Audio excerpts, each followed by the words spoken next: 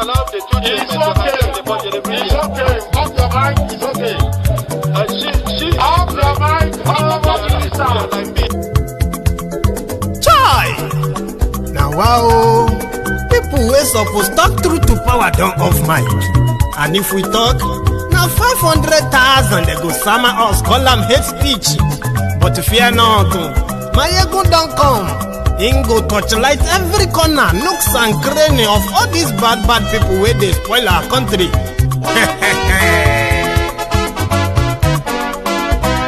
So my people make we loud, oh yo yo. Mayegun don come, oh yo yo. My people make we shout, oh yo yo. Mayegun don come, oh yo yo. Mayegun don come, man of the masses, oh yo yo. Mayegun don come, oh yo yo. Mayegun diary politico, oh yo yo. Mayegun don come, oh yo yo. This one na dey off in mind, oh yo yo. Mayegun don come, oh yo yo. Can in dey touchlight every corner, oh yo yo. Mayegun don come, oh yo yo. Okay, some people be dey holla say dem want the power. Chai, dem be promise us say we go get light and power. Dem hustle sote they can't get the power. But now they know they do anything with the power. Every day, dollar just they get the higher power over naira. Still them talk say make we off mic, but thank God say Mayegun don come. So my people make you loud, oh yo yo. Mayegun don come, oh yo yo. My people make we shout, oh yo yo. Mayegun don come, oh yo yo. Mayegun don come, man of the masses, oh yo yo. Mayegun don come, oh yo yo. Mayegun diary politico, oh yo yo. Mayegun don come, oh yo yo. This one not dey off in mind, oh yo yo. Mayegun don come, oh yo yo. Person wey dey do evil no wan make person talk. Them say that Mayegun, that man too dey talk. He too dey talk. Say Mayegun diary, he dey hot like pepper. But every day, then they take money in bulk. Poor man pikin dey the street dey hawk. Still them talk say make we no talk. But thank God say Mayegun don come. So my people make you loud, oh yo yo. Mayegun don come, oh yo yo. My people make you shout, oh yo yo. Mayegun don come, oh yo yo.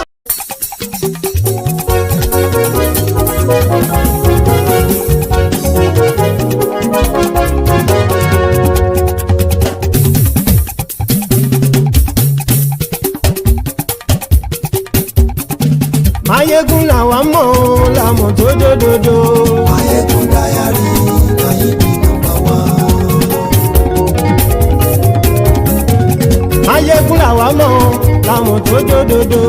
Mayegun diary Mayegun number one. Mayegun ti dé o ọ̀rẹ́ ara ìlú. Mayegun diary Mayegun number one. Lórí Facebook lórí YouTube. Mayegun diary Mayegun number one. Gbogbo bó ṣe ń lọ ni Mayegun já wa sí. Mayegun diary Mayegun number one. Àṣírí ọ̀jẹ̀lú kì í bò níbẹ̀ o. Mayegun diary Mayegun number one. Bó bá ṣe eré àní Mayegun máa wí. Mayegun diary Mayegun number one. Ó sì tún ṣe eré wàá gbọ́ níbẹ̀ o. Mayegun diary Mayegun number one. Mayegun diary politico. Mayegun diary Mayegun number one. Godfatherism kò sí lọ́rọ̀ Mayegun. Mayegun diary Mayegun number one. Ẹ farabalẹ̀ sẹ́ o kẹgọ́rọ̀ lẹ́nu o. Mayegun diary Mayegun number one. Àní Mayegun làwa mọ̀ tó dòdòdò. Mayegun diary Mayegun number one.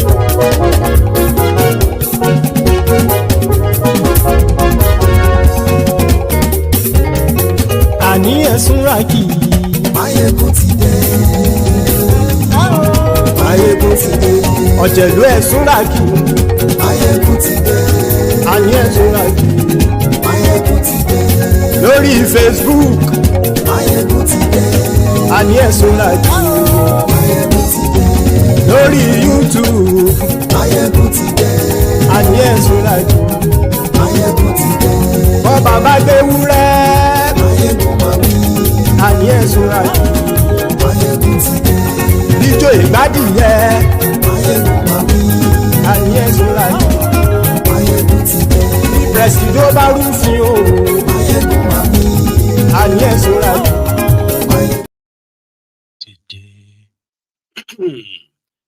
Hello there, brethren. So good morning to you, good afternoon to you, and good evening to you from wherever you are joining us. It is Mayegun live. And thank you very much for joining me tonight. After reading the caption of the broadcast, kindly read the description of the broadcast as well. Then like it, hear it.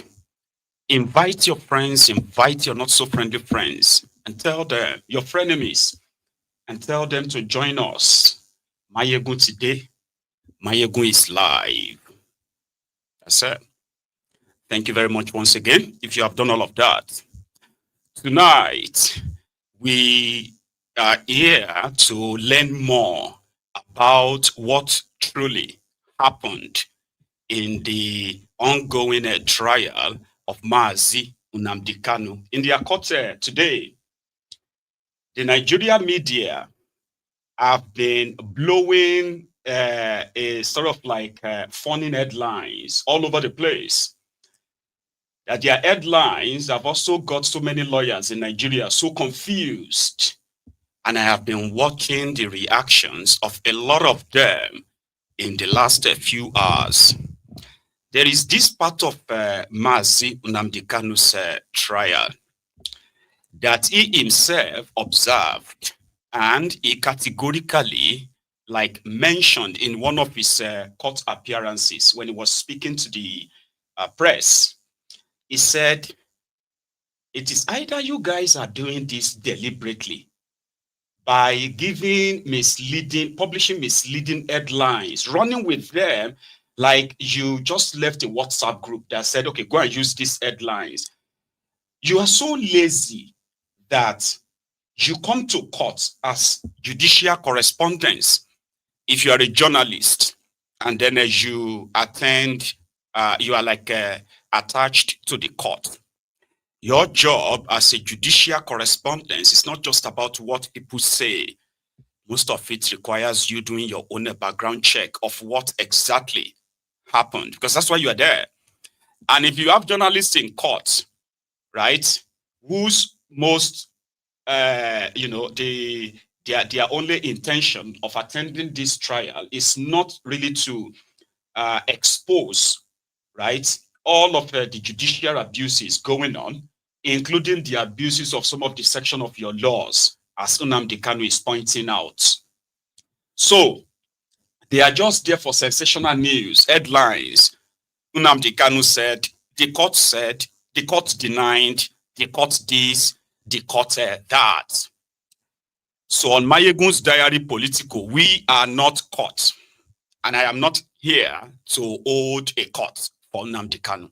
I am here to help those of you who want to know the truth, and much more those of you who have been following this for quite a long time. You deserve to know what is really going on, plus what you know, what you have heard, and maybe plus this, you'll be able to have your own personal kind of understanding and maybe conclusion. So before we get into it, I need to remind us all that from my own perspective, having been somebody who has been following this for quite a long time, and I'm not following the sensational headlines, I mean follow. Here you get. So I can tell you this for free, that the position of Nnamdi Kanu, the Mazi Nnamdi Kanu, is that there is no court in Nigeria that can try him if they are obeying their own laws. And the argument that, he submitted a no-case trial. Do you get me now? And a no-case trial was rejected, meaning the court says, oh, he must actually put up a defense. So that is why we are probably going to it now. So Nnamdi Kanu has nothing to prove to everyone. He is there, right, to show to them that if you by any chance, just for a second, take a moment to reread these sections of your own laws, you realize that all these things you are doing, all these things, you are wasting your time. So I have seen lawyers, some of them who are very much, very kind of like vocal on social media. They've been expressing their disappointment. Who gave him this kind of advice? The court gave it first. You sack your lawyers. You said you want to defend yourself. You've got witnesses. Now you are saying that, you are no, they do not have any legal standing to actually try you. So what are you actually doing? I'm not a lawyer. I'll tell you what happened in their court today and give you precedents as well. So the last time when Mazi Nnamdi Kanu appeared in their court, which was last Friday, he told the court that he couldn't really represent himself within the time frame given to him by the court. Because number one, he needs to have his case file for the first time handed to him to actually look into it, study it, because the charges they charged him for, what they charged him for the past 10 years has been treason. And he's defeated them in court already. So I want to see what you are charging me for and all of that and the legal backing, the section of your law that you are using, relying on to charge me before I can put up my defense and call my witnesses, because that is when I'm going to know if you actually have any legal ground to actually charge me. Not all this stuff you're putting in the papers or in their media. This is what I want to see in my case file. So they gave him his case file, I believe, and over the weekend. So when he arrived in court today, right, he was expected to possibly address the court and tell the court the process of his defense, what he's going for first and next and the rest of that. Or no, Nnamdi Kanu didn't do that. What did he do? He told the judge, right, that after going through these new charges, because when they kidnapped him in 2021 from Kenya and charged him for treason, not terrorism. So when he went to court, he based his argument on, they said, they were charging him. Then they said, there is no any of his actions that they have presented so far, because he won't give them what they will use in nailing him. And what was that? What is that? Nnamdi Kanu believes that if you accuse me of something, you get me now, the onus of proof is on you. Meaning you have to be the one to prove that I committed that crime. There's a section of your law that allows that. I'm not going to give you anything. I'm not even, in fact, going to call any witness. But you first, before that, you need to show to me that law, that treason law, that relates to what you said I did, incitement. I am using social media to incite the people. You see, that word incitement is also covered under the free speech. So that is not a terrorism, it's not a treasonable offense. So you will need to prove that I have actually done something, right, treasonable in this sense before your court. You know something? Their federal high courts under Unyako, was like, okay, if Nnamdi Kanu is not going to defend himself and all of that stuff, because they couldn't show him any law in Nigeria that says, if I am speaking on, if I'm talking about referendum, if I'm talking about self-determination, there is no section of Nigerian law that criminalizes that. There's no section, nowhere written in your law that if you are talking about referendum, if you are talking about breakup of Nigeria, if you are talking about those things, right, there's no law. But Unyako was like, so based on that, he said, you can't try me. You've got no jurisdiction to try me. Considering the process of extraordinarily renditioning me, and then you are charging me for treason. No, you have no such. Unyako found him guilty and said, well, in that case, Nnamdi Kanu is guilty. I can't even remember the sentence he gave him then. So they went straight to the appeal court. At the appeal court, it can't be like say sense kind of like, came to life. The appeal court agreed with Nnamdi Kanu 100% that indeed, based on this section of your law, I'll show you some of them, right? He is right. Even though he's not a lawyer, but yeah, he is right. He can't be tried in Nigeria.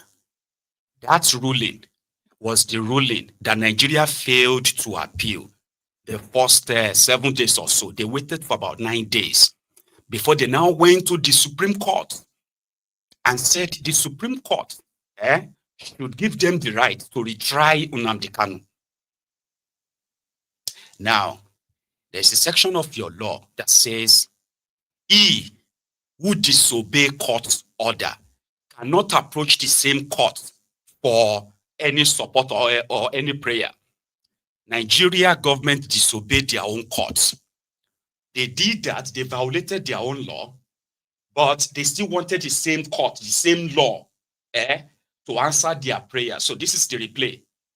Rather than go back and charge Nnamdi Kanu with the same treasonable felony, they are now charging him for treason. So here is the argument that happened today. So Nnamdi Kanu told the judge and said, hey, Judge, I have read through the case file, but guess what?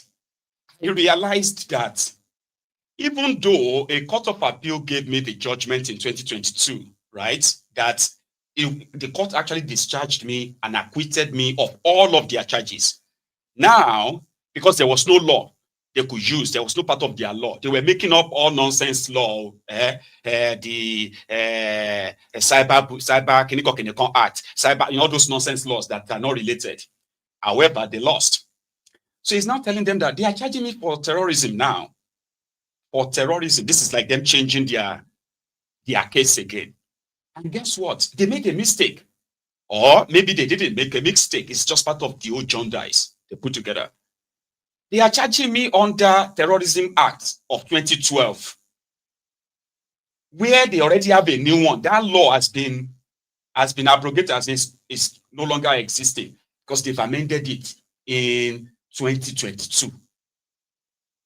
So which means the case they are charging him for terrorism right now, they are using their 2012 Terrorism Act, which under itself, right, which in itself contradicts itself based on what these guys are presenting as Nnamdi Kanu's case. Now, again, this is not a court. And also, if you get to know, I don't think Nnamdi Kanu has anything to prove to anybody, right? Because he knows that he won't get the justice in their place. The longer they continue to ignore this particular set of their own constitution, and they are trying him under that constitution, right? Under a law that doesn't exist. So how do you try somebody? You are currently trying him before a judge right now, and you said you are trying him under the 2012 Anti-Terrorism Act or something, right? But it's already amended. The law doesn't exist. So Nnamdi Kanu is now asking them that they will need to come up and say, hey, Nnamdi Kanu, we are charging you under this particular law. And all these charges, you know that when they charge you in Nigeria, right, their court will say, charge one, you, Mr. Nnamdi Kanu, on the 18th of December 2020, you did so and so in violation of the section of subsection of their, here you get. So you will need to come and tell me. And if you won't, then I've got nothing to defend, which means whatever evidence, which in itself, by the way, whatever evidence you think your 5 DSS witnesses presented, which in itself are not really much like tenable anyway. But if you want to go ahead, that statement that I incited people by asking them to fight for their rights. I incited them by telling them the reasons why Biafra had to go through a peaceful referendum is covered under free speech. And if by any reason at all that you want to actually have any conviction for that, Baba, With the time they've locked him up in their detention, he's even overspent the time. It's just a 2-year detention if you are found guilty. So it's not terrorism, it's nothing. But they are making up all this, APC did a lot of those laws, all this to gag Nigerians, scare them. You know what I mean? And most of the time, lock them up. So today in court, I'm coming back home. So today in court, Mazi Nnamdi Kanu said he's not looking forward to justice from these guys. Only God has justice. So whatever meaning, whatever interpretation you want to give to what is going on, he strongly believes that in the presence of justice, this whole sham trial, this nonsense will fall apart like a domino. He said, God is the only one that gives justice, not these guys, not these rogues, who continues to compromise the same judicial process, right? And then say, oh, he's using a delay tactics. What's the point? He argues there, he wins you, you disobey the court order, you still lock him up. So is that justice? Is that something that, it's not saying that he's not going to put up a defense. So he wants the prosecution to come and check their own error in their own, the haste in which they want to actually have him jailed or even killed. They continue to make mistakes, like when they kidnapped him from Kenya. So he's not looking for justice from them. He's not the one there charging them. They are the one holding him, right? Illegally. Listen to this.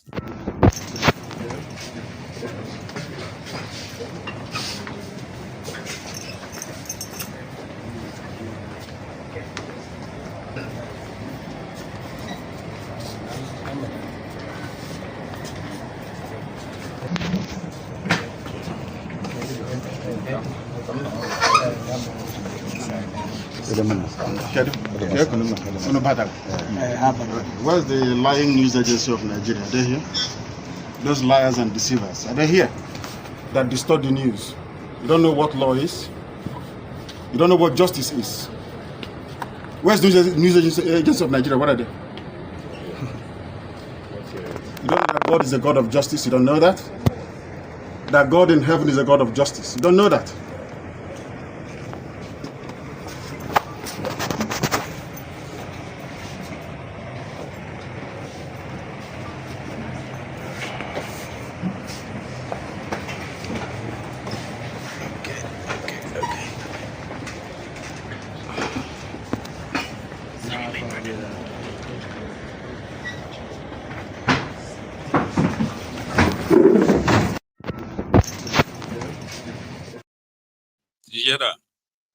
He was asking the journalist, where is that news agency of Nigeria?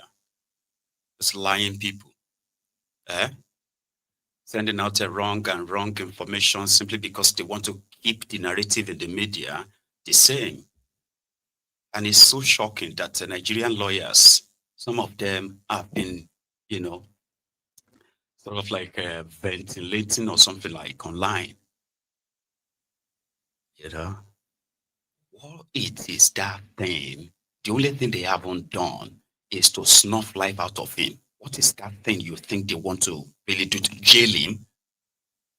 Is that not what they are already doing illegally right now?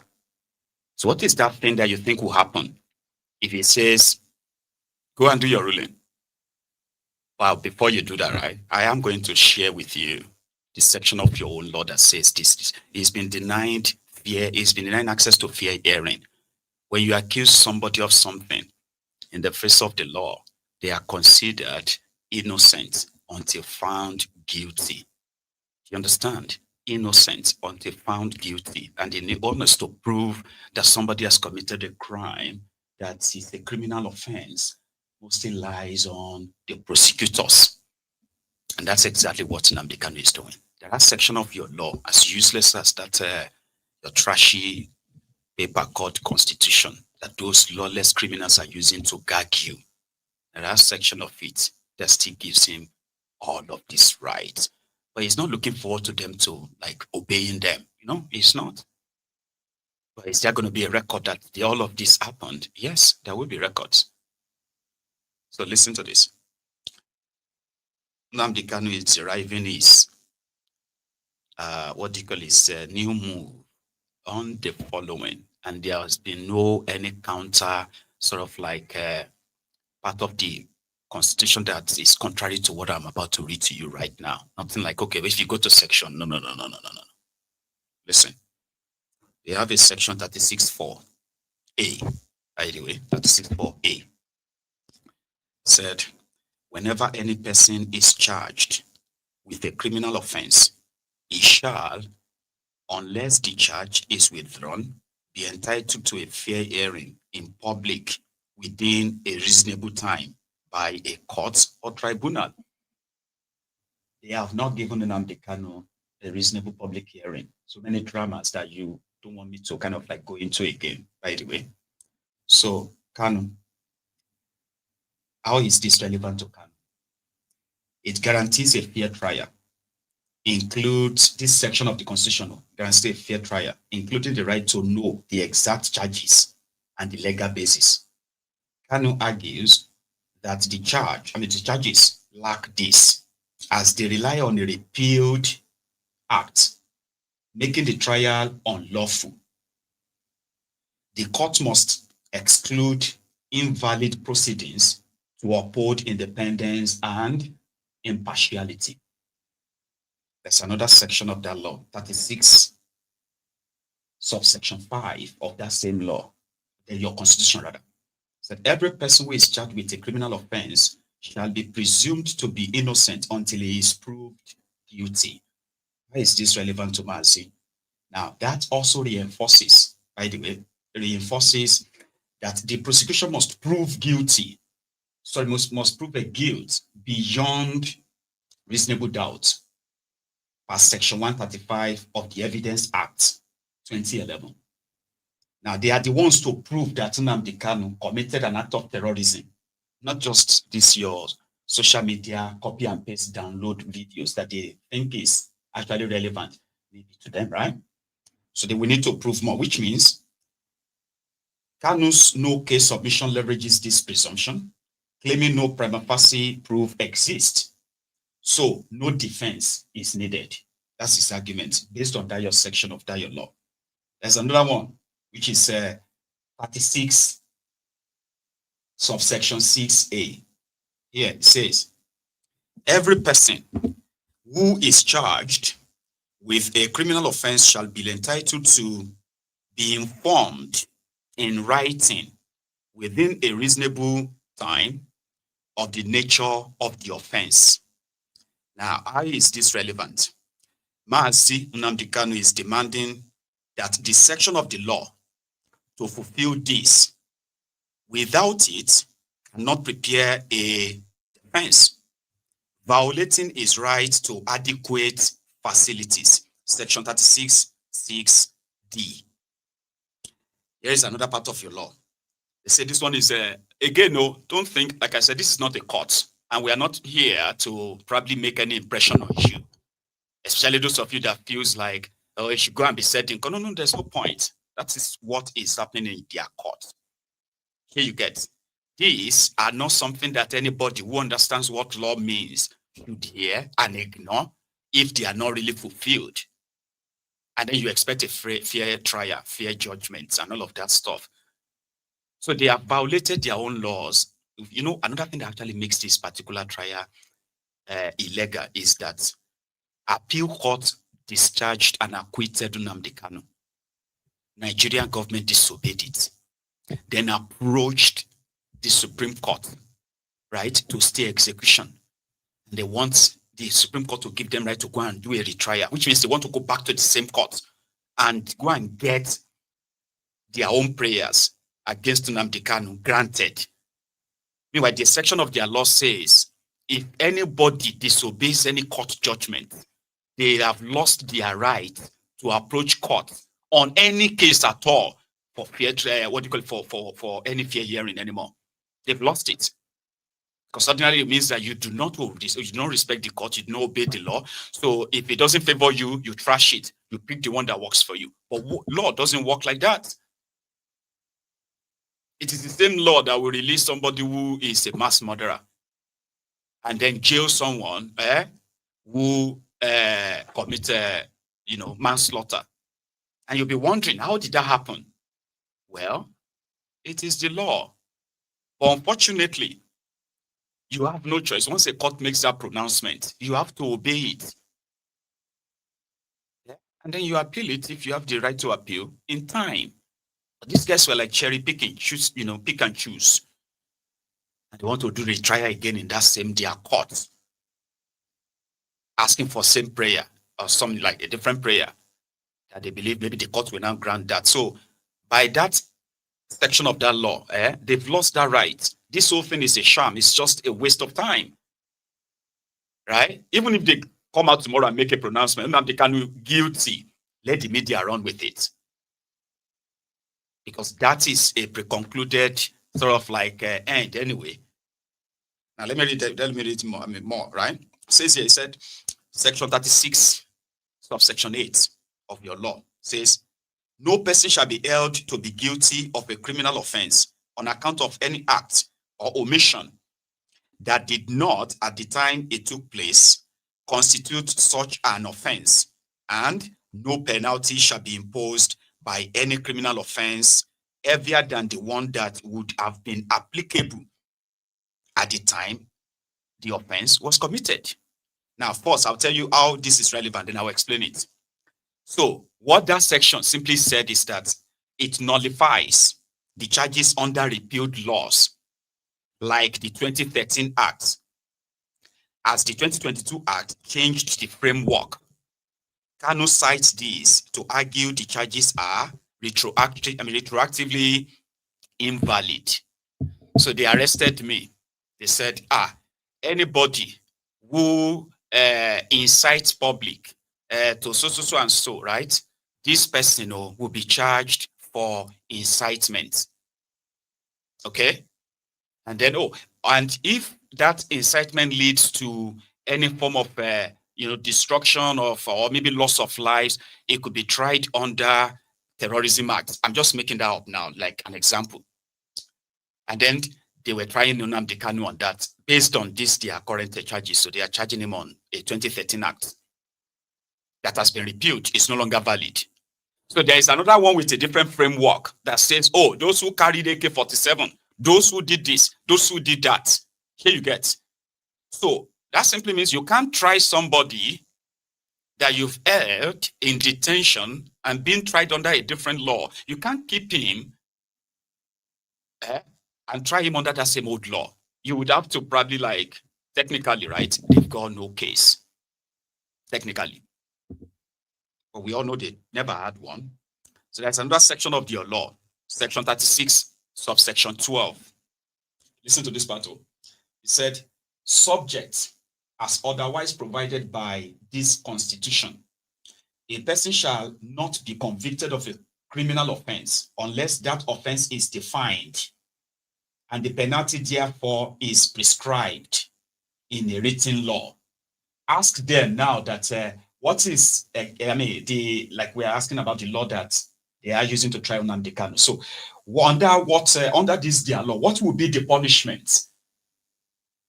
Because Nnamdi Kanu needs to know. Do you get me now? Like, they are accusing him of something, right? And he needs to defend himself. How is he going to do that? You have to tell him, outline every section of your law that says, this thing he did is committed a crime here. This one is committed a crime here. Then when you pull everything together, you realize that this is not even a terrorism charges. Here you get. Like, by the time you start reading all those things, you are writing that, this is not terrorism. This is not terrorism. We say it's terrorism. This is not terrorism. But we need to say it's terrorism. So, because you put it out and say, well, let's just say it's terrorism, then we know it's not really terrorism. So here, they said directly how this is going to affect Nnamdi Kanu's stand. Directly supports Nnamdi Kanu's core demand. Offenses must be defined in extant current law. He claims the charges fail this, rendering them nullity. Those of you who were reading that Nnamdi Kanu, why would he just say he's not putting up a defense? You heard this whole thing now, right? Did any of this sounded like somebody who didn't know what he is talking about? At the media and even their judicial correspondence are this kind of like relaying this to the public and tell them that, listen, oh, look at what your government is doing. This is what your law says, right? And this, so far, is how they have been treating this person. Somebody they have kept under solitary confinement for so long. I'm talking about for years. He's been limited access. They've limited his access to have, sunlight, fresh air.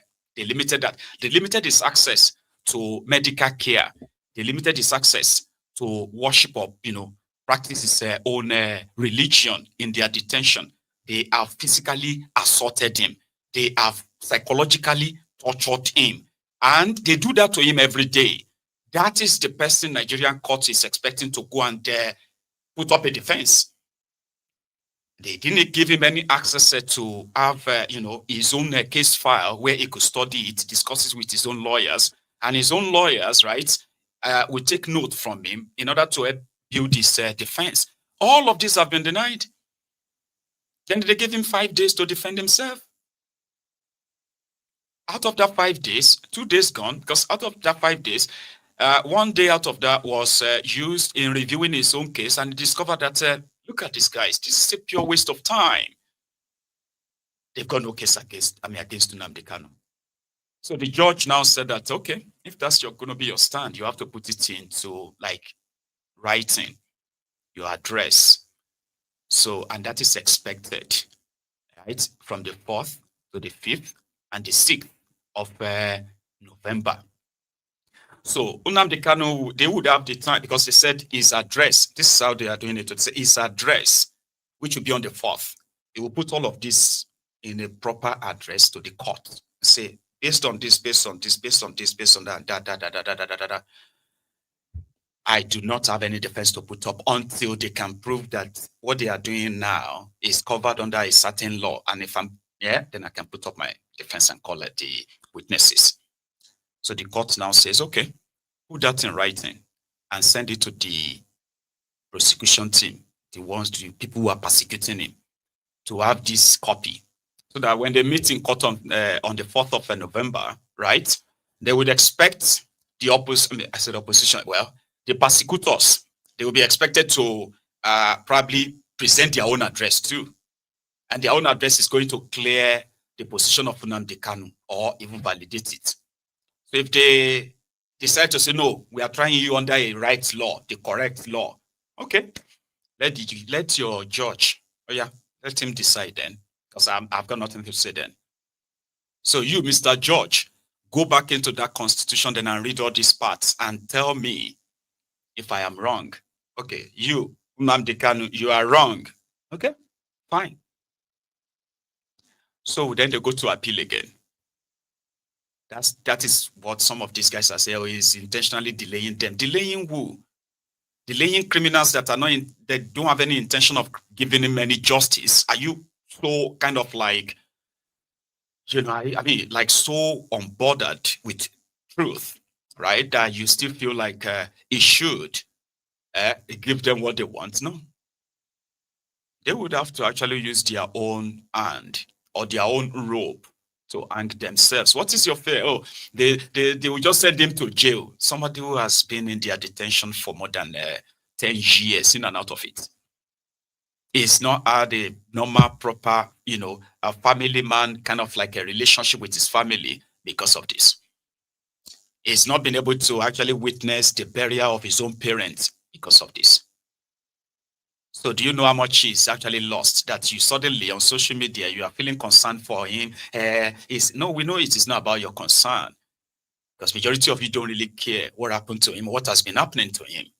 It's only once in a while when their media brings all this sensationalized news, which most of the time it is to divert your attention away from the real thing.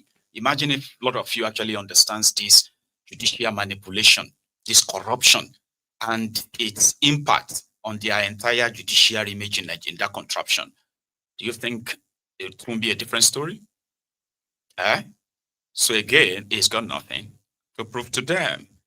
Now, in that same Abuja, right? Omoyele Showore, Aloy Ejimakor, Emmanuel Kanu, which is Mazi Nnamdi Kanu's brother, and 11 others were released finally from Kuje prison after fulfilling their bail conditions. And they reminded everybody that the gate of their prisons can't really hold their people when the time comes. Omoyele Showore and others, right, living in Kuje. But before we even get to that, I should add that a politician who once vowed to be ready and willing to stand shorty for Mazi Nnamdi Kanu, who is now the promoter of the creation of Anioma states as part of the new 50 states they are planning to create in Nigeria. 50 states and then 276 local government extra. So it was with Sheung last night, and as somebody, right, who I believe is in the know, he had this to say: the detention of Nnamdi Kanu, the whole thing, is a pure disaster. It is like Nigeria got stuck in a place and they have no idea of how to get out of it. To save face, they continue the sham trial. And it's not saving their faces. On the floor of the Senate, and you have argued with your colleagues the need for an Anioma state. And don't even begin the conversation around marginalization, because that's the first thing, because people will say, we have Southwest 6 states, South 6 states, Northeast 6 states, North Central 6 states, Northwest 7 states, but Southeast 5 states. Is that part of the agenda to fix the Southeast that seems to be smaller in terms of the number of states, or what? Well, almost just over a year ago, I had a meeting with the President Bola Ahmed Tinubu, where I discussed about the problems of Southeast, the insecurity in Southeast. What do we do to address it? And he knows the problems, and he also has an idea. The whole idea is that there should be some level of equity extended to the Igbos of Southeast by having an additional state. It wasn't going to be an easy task, to create one, but it is doable. And I'm happy that we have come this far. The point is this: even at that time, it was understood that the problems of Southeast, the agitations of the youths of Southeast, the killings there, the referring to the ESN groups and ESN and IPOB and the rest of them.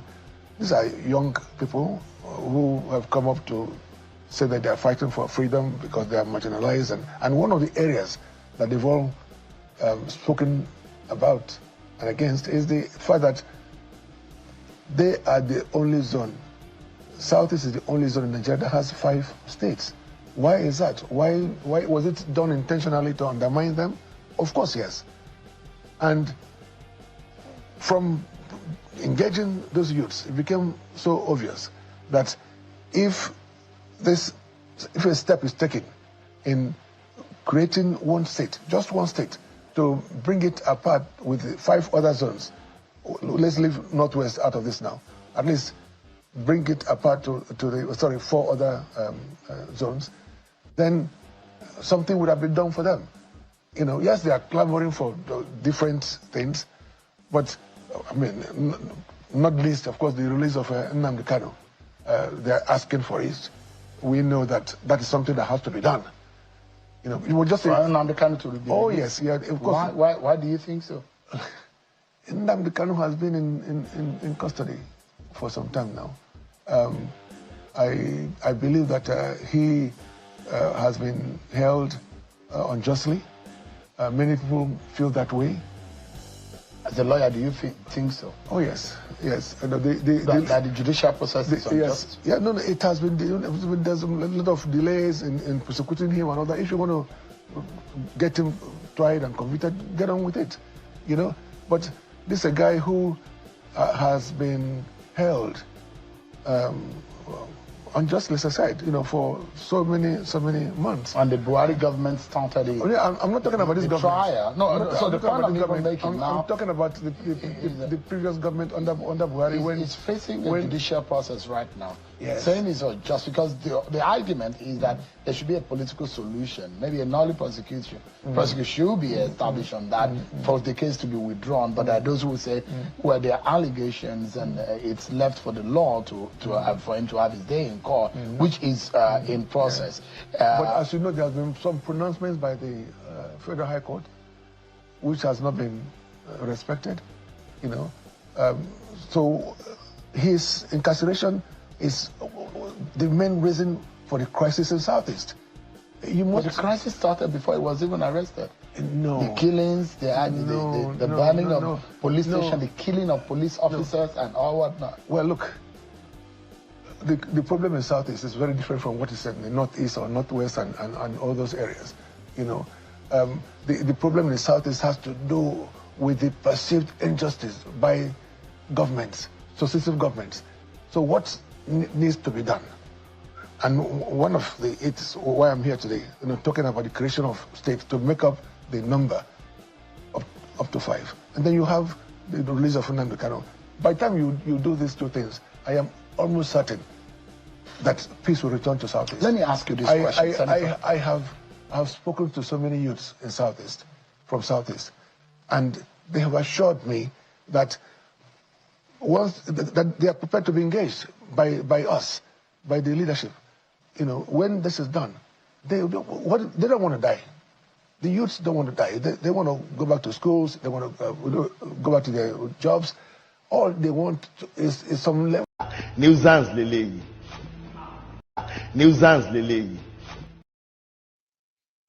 Because Sheung can be like that sometimes. Some people say no all the time. Right? So Ned Nwoko spent a lot in promoting the creation of an extra state, at least one, to balance the created states across the country, so at least one for the eastern part of Nigeria. And according to him, maybe that is going to help reduce the perceived injustice in the eastern Nigeria. Politician. So every problem they create, they would monetize and then politicize, all to their own advantage, not for anyone else's. That was Ned. Now in Abuja, when Omoyele Sowore, Aloy Ejimakor, Emmanuel Kanu, and others were released, those who were kidnapped, illegally detained by these power-drunk police officers in Abuja, the commissioner of police and the police illegal IG, right? Illegal police IG, Igbetokun. So Sowore and others walked out of that Kuje correctional center. Is that what you call it? In Abuja, but they are very much in high spirits. The one I want to share with you. First, the walkout from their prison, and he said the cage or the gates of their prison can't really hold the revolutionaries when the time finally matured, and it's already ripened. And I believe here, Sowore.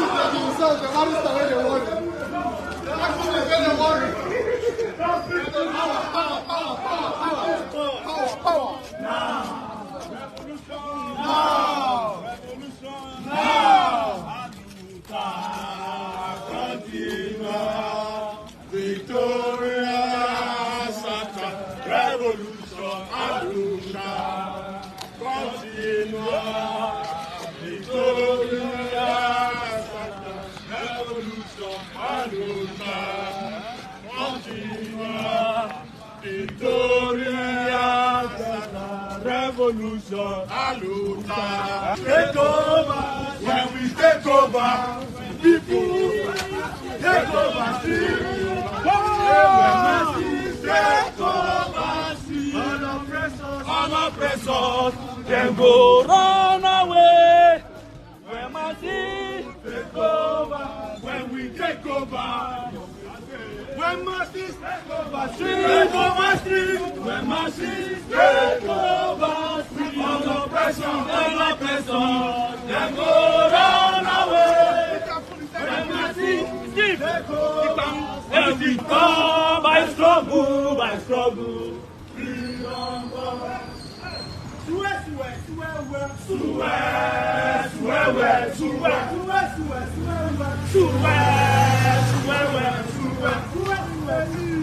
Omoyele is a leader.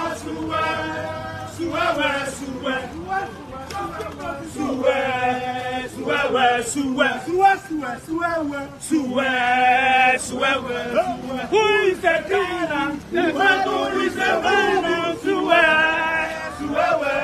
Who is the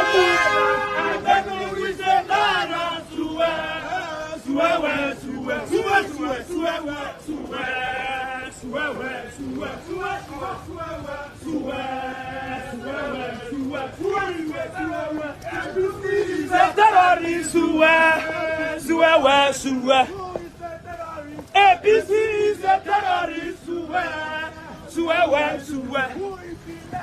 IGP is illegal. Who is a criminal? Who is a criminal?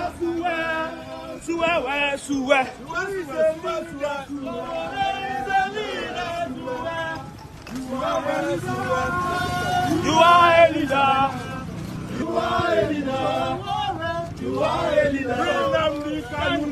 Bring Nnamdi Kanu now. Bring Nnamdi Kanu now. Bring Nnamdi Kanu now. Bring Nnamdi Kanu now. Bring Nnamdi Kanu now. Bring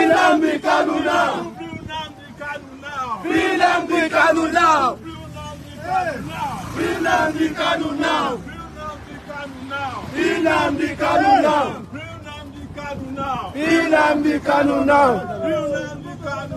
Bring Nnamdi Kanu now. Bring Nnamdi Kanu now. Bring Nnamdi Kanu now. Bring Nnamdi Kanu now. Bring Nnamdi Kanu now. All right. We would like you to speak to the press. See the mic.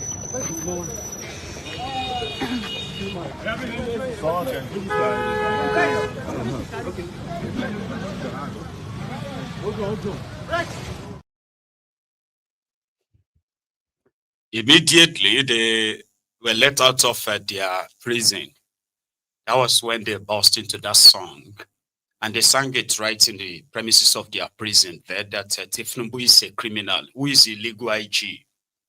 Igbetokun is a illegal IG. So meaning, we are willing to go back if you want to send us back, if that makes you feel manly, as you've all been trying to do. Powerful people, powerful. You know, little men and women with power, and they feel so over. They are like pumped with their over bloated ego, right? So Shiwore, in front of their prison, gave this welcome back speech, including Ejimakor, right? Mazi Nnamdi Kanu is a lawyer. And his brother too. Easy. You guys don't move. See. How far is this? Benga. Benga. Put it there. Yeah. Go. Finally, we've just been illegal, unjust, unwarranted, and human detention by the Bola Ahmed Tinubu regime, orchestrated by his illegal IGP,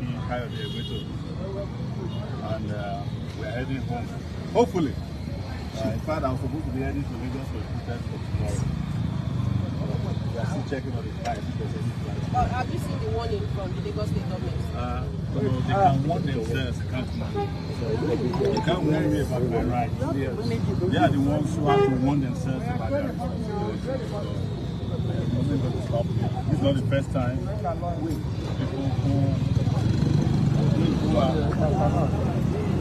who are paid to protect have become very likely responsible and only people who exercise their rights. They can't warn me.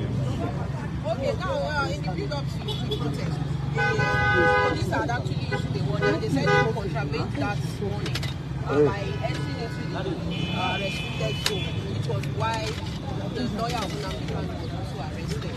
What's the word of Nnamdi Kanu is here, but before he speaks, I'm not a lawyer. What I know is that if a court gives an order and there's a contravention of that order, you go back to the same court to complain to the judge. It's not the job of police to take it upon itself to be enforcing court orders that they had interest in. But even if they don't have interest in it, there was a court order issued by a judge saying don't go to certain areas.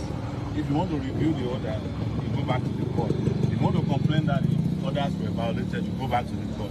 So the police, being an irresponsible organization in Nigeria, took laws into its hand. And I can guarantee you that those court orders were never served on us. If you look at the schedule 3 of the court order, it says serve them by Friday. So no court order was served on us. But assuming it was served on us, even our courts understand that there are certain areas of boundaries we cannot cross when it comes to fundamental human. Okay, it's been alleged that the reason why you spent a long time in detention was because you called the Egbeto for a useless IG. No, it's not useless. Okay, so what's your word in terms of the justice system, seeing what played out when you were beaten and manhandled in the court? It's not the first time. You must have seen a plethora of police attacks since 1992. Some of the police who attacked me had to fight for their retirement benefits a few weeks ago. So it's to also tell the police that are doing it now that they will soon meet their Waterloo.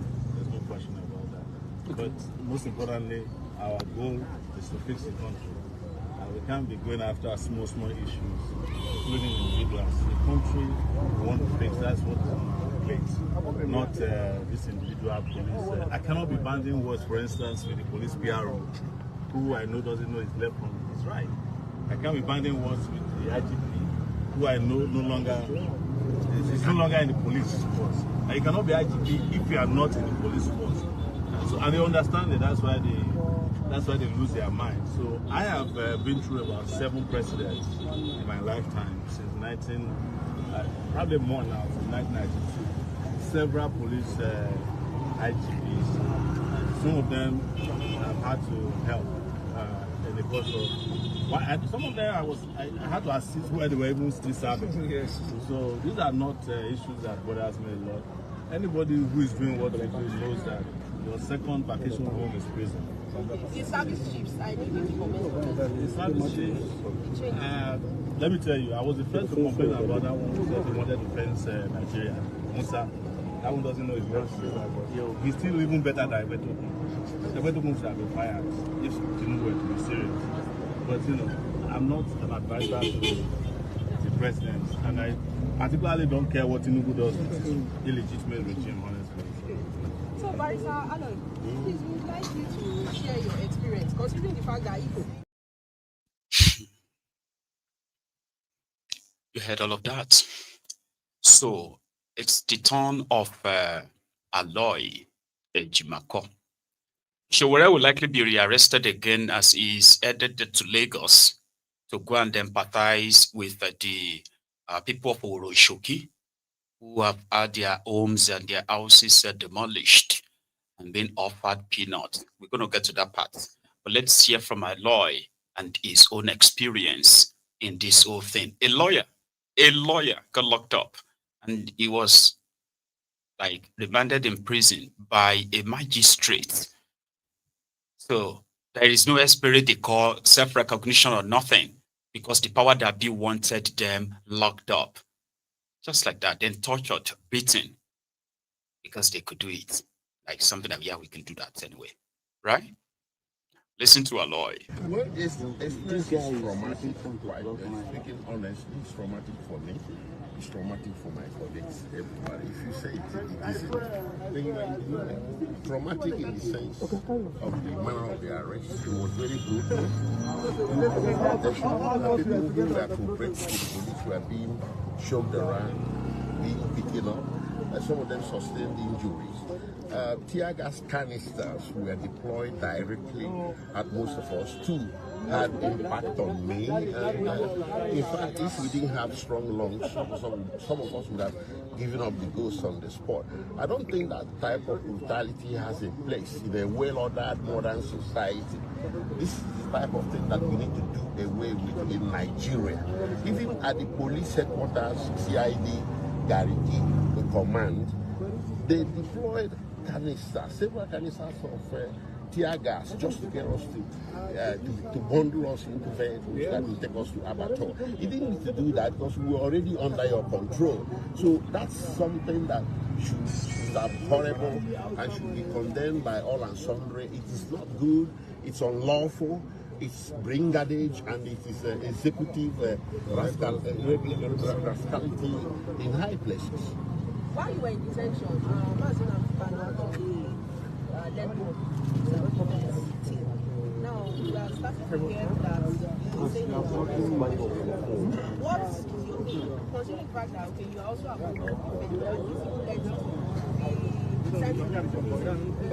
when the protest was directed, let me make this clear. The protest was directed against the presidency, not against the judiciary. You know, there are things that come first. If the presidency or the executive branch of government does not put you up for trial, no court has the authority to initiate prosecution against you. So, it's a question of where to place the blame. I've noticed a lot of understanding as if we are protesting against the court. No, the court didn't initiate it. The presidency did. The attorney general did.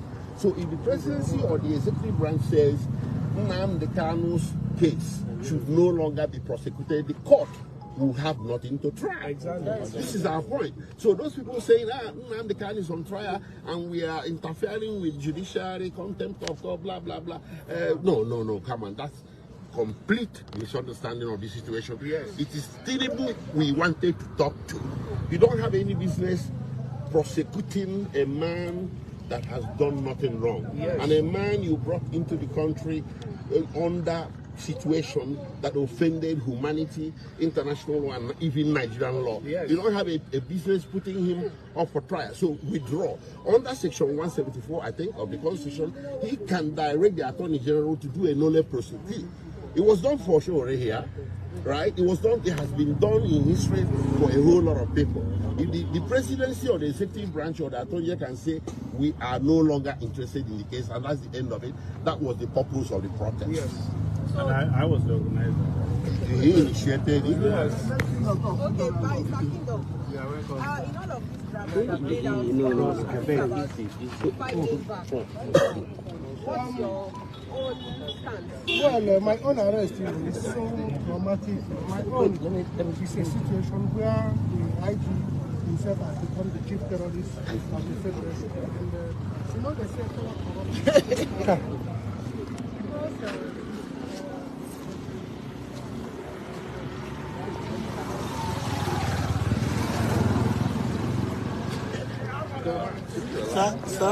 Sir, I want to say something. I think there is possibility for us to take pictures now or later. I got one. There will be no need, don't worry.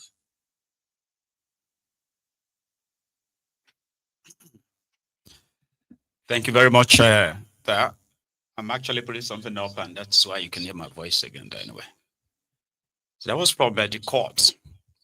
And like I said, Showore will be added, will be added to Lagos if it's not already. Because the people who are protesting in Lagos, Oworonshoki, whose homes were demolished by these land grabbers in Lagos, led by the Aoba. Some of them have been offered ridiculous amount of money for their properties demolished. Well, properties they are going to sell for, God knows, multi-million dollars or multi-million dollars. So Some were offered 1 million naira, others 3 million naira for their properties demolished. But when they were doing that yesterday and people protested, right? The Nigerian police opened fire on them. That got captured on camera. But they denied. But it got captured on camera. Right? So we're going to see that and more. Why there is, like, because people were protesting. They said Lagos State government or police commissioner in Lagos State said that they had no right, they have no right to protest. Like, really? And indeed, like usual, right, they've mobilized all these armed, dangerous looking, maniacs with guns. Yeah, they've sent them to Owuru. And for those who went there yesterday, this is what it was like.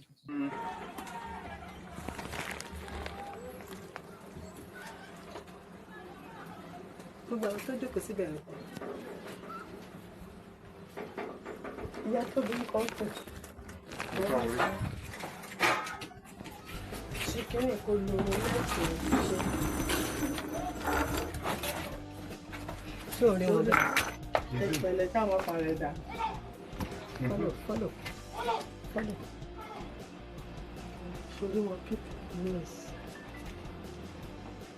Yes. Oh, yeah, right.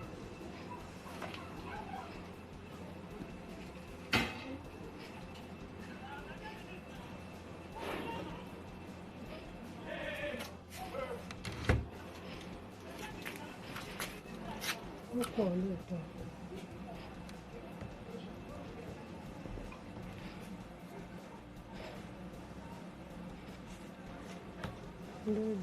People here. Ah, what do I do?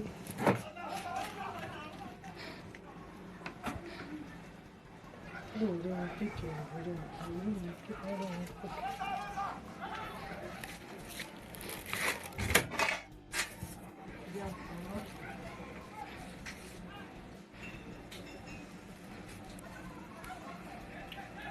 It's a way of it.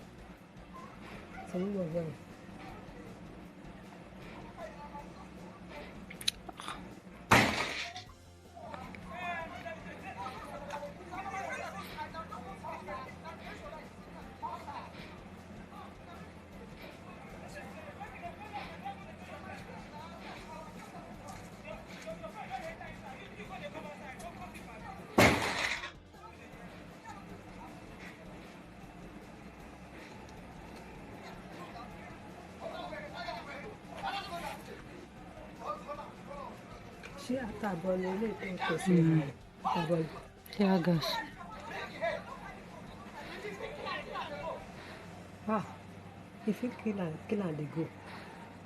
They go to our people.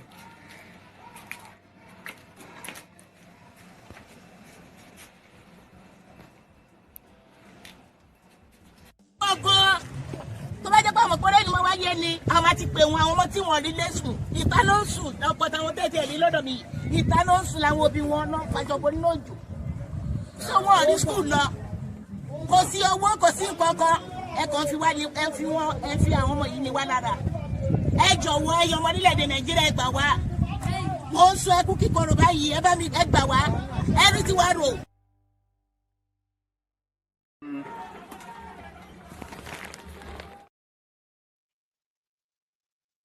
So in Owuru. So those who have put themselves together to protest and call the attention of the state government have been, shot at. And all they are asking for is that even if you are going to take our homes, shouldn't we actually get some compensations? These are homes, that people have owned for decades with their documents and everything. But under a very much like false pretense, the state government is keeping quiet or probably backing the land grabbers in Owuru that is believed to be led by their Oba, the Oba of Owuru. I'm trying to put up this check. They gave people what they call the compensation. And to those of you who are very much conversant with Third Mainland Bridge. If you are coming from the Oworo side, going to Lagos Island, so you get to know where Oworo is, right? So imagine your property there, demolished by government, and your compensation is 1 million naira. Ridiculous. I'm going to put it up in a sec. I don't want them to be here for our hand, and as we can see, we did not collect money because me, I'm living in person house, and the pen that I'm living in house is not living here. I'm like a caretaker also, but we did not collect any money from any anybody. They did not bring any money to us. They just come here to scatter everywhere and break everywhere, and they're not ready to do any good thing for us. Nísìnyí tẹ́ bá rí àyè láti bá gọ́ọ̀mẹ̀ntì sọ̀rọ̀ bẹ́ẹ̀ pẹ̀lú jókòó síwájú wọn báyìí lẹ́sìn kí lè máa sọ fún mi ẹ jẹ́ ká bèrè pẹ̀lú orúkọ yín àti kí ẹ sọ pàtó ọ̀dẹ̀ náà wà lọ́fẹ́. ẹ má pariwo náà ẹni sùúrù àti ìwà náà kò lè sẹ́kù náà ẹ jẹ́ kó sì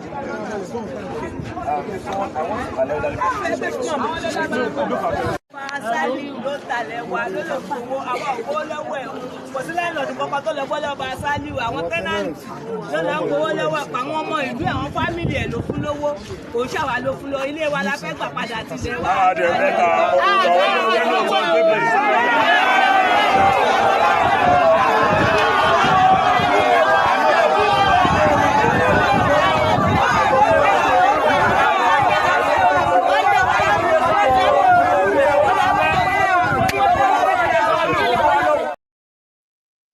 It's an unbelievable place. So on the screen are the compensation paid to some of the alleged homeowners in Oworo. When you take a look at the first check on the left, it is 3 million naira. Which is 3 billion, no? Sorry, is that one? No, it's 1 million naira. The one on the left is 1 million naira. The check on the right is 3 million naira. Baba, these are the kind of compensations paid to those they claimed to have paid the compensation, for. So the state government continue to deny their own involvement. They said they are not part of it. How could that be going on in your state? And thousands of people have become homeless in this sense, and you still insist that it's not you. And then if it is not you per se, right, who are these guys? The government agency, they call them the property something agency in Lagos. And they have been busy. Now, Omoyele was talking about the police, and that's why I went to Oworo in Lagos. So the Nigerian police are more interested in two things. The first one is to protect the criminals that you call leaders. The second one is to take out their frustration on you, the people that they are supposed to also protect in Nigeria, while activists are being locked up. Terrorists are walking free. I mean, I kind of have to give to commend those who are the Nigerian soldiers who participated in the killings of the reported killing of these some of these terrorists 2 days ago. Because I saw the pictures, I saw the videos, and they say, okay, we killed 70 of them when they attempted to attack the community and all that.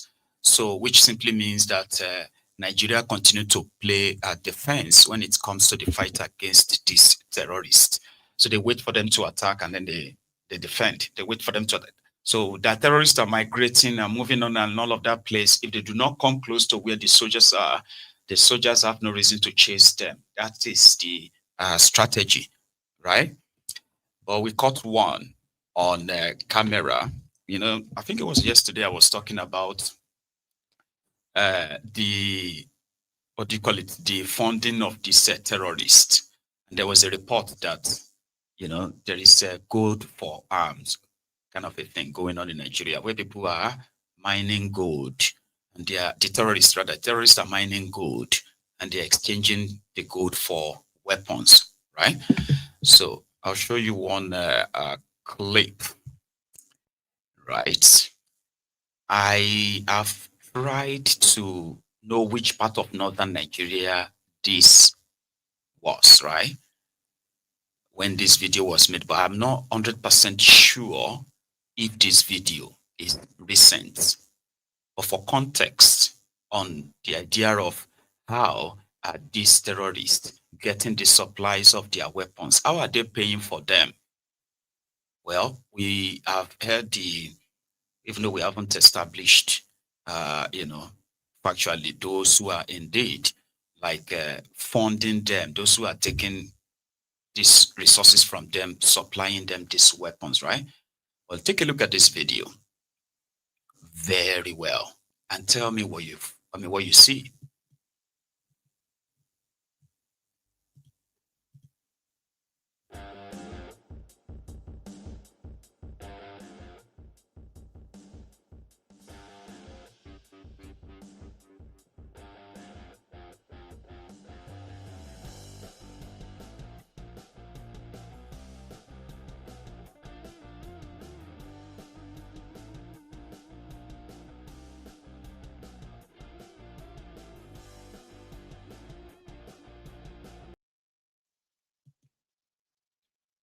So we have seen videos of strange helicopters dropping strange stuff in the middle of the forest, mostly captured by the locals who size them. And most of the time when this happened, right, there will be an attack in many, many communities surrounding the area where they just spotted these helicopters. And there will be no soldiers coming around. So how do you think all those boxes, right, that they have to be like 3 or 4 of them to carry each one? How do you think those boxes got in there? What do you think could be inside those boxes? I know you are likely going to say, oh, but I know they put weapons inside the carton, cardboard. Like, okay, fine. What do you think is in those? Food? Ammunitions? Because ammunition, this life ammunition, they are the bullets. Could those be bullets? Could those be anything how did they get into that forest? Because you can tell that there is no road around that place. There is no kind of motorable place. So it means is that they kind of like it was drop off and they were there. Those ones on bikes, they were there to protect the goods, right? The delivery, while others are moving them aside to begin to move them maybe to their camp. Normally videos like this are all over the internet. Videos of terrorists and their escapades, they're all over the internet. So if you are doing your own research about them and you search for them, you can easily tell the geolocation of where these videos originated from. Absolutely. So if you can do that and the authority can't do that, do you think the conspiracy theorists, they are wrong? That those behind terrorism in Nigeria are also the same people in government? Would you say they are wrong? With videos like this.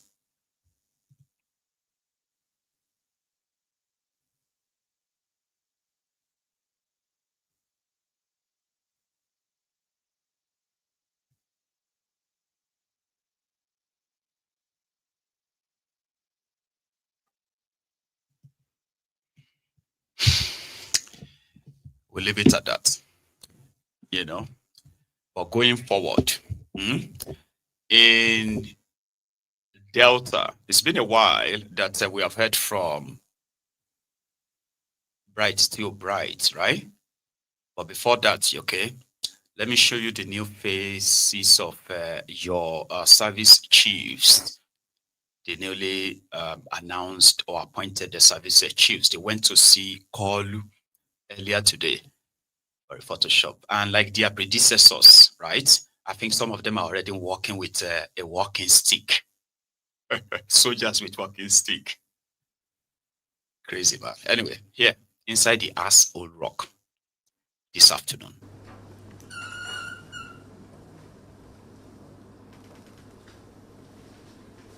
Good afternoon, sir.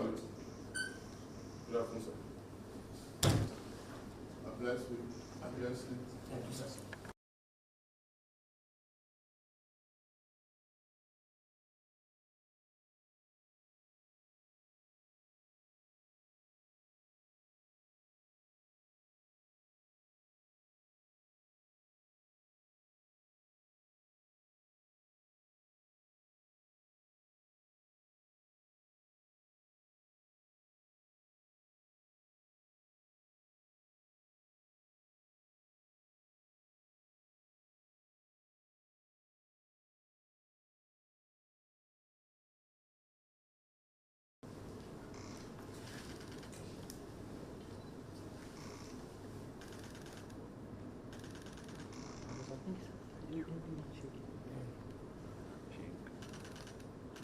Thank you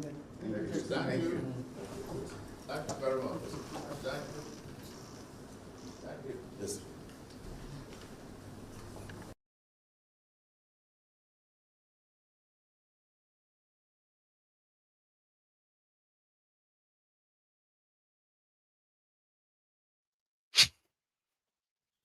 So this was after the announcement of an aborted coup, which the Nigerian army denied hours later.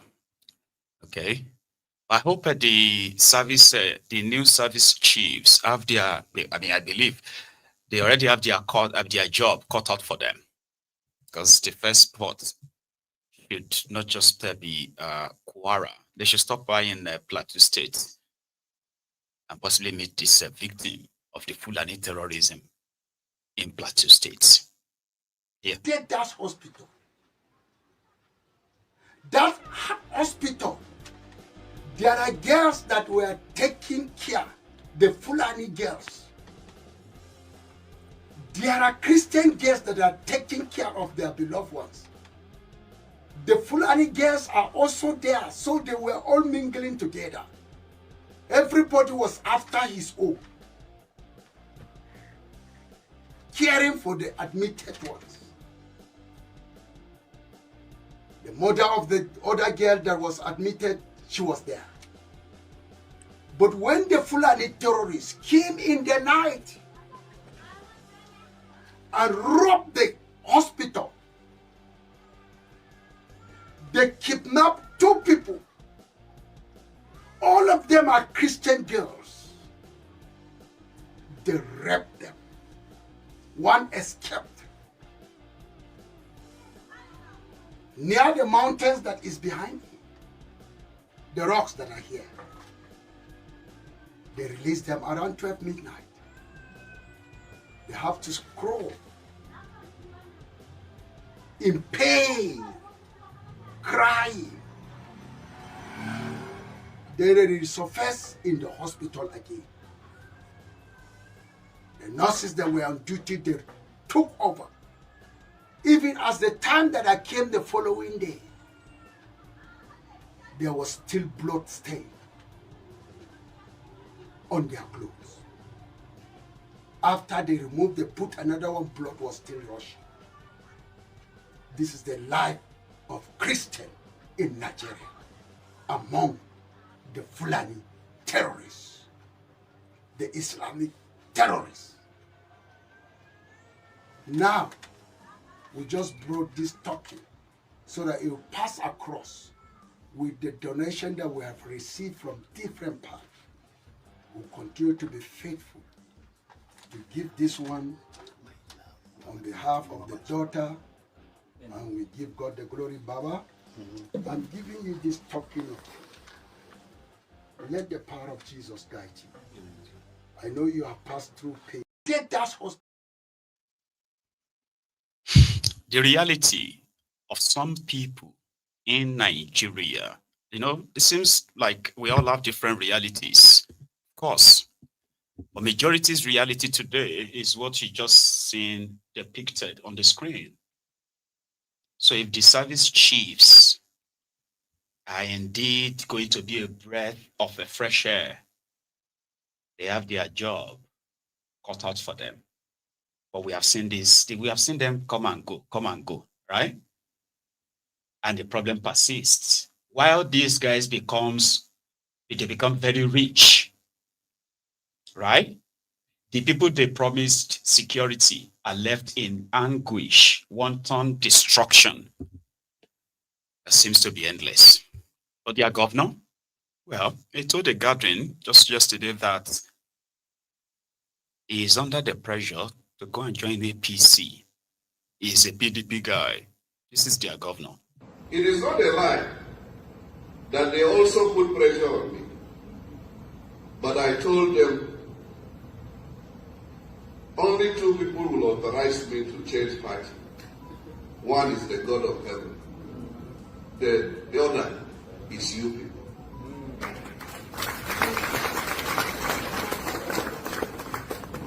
Have you asked me to go anywhere? No. Have you ask me to go anywhere? No. So those who are rejecting me for what I did not look for,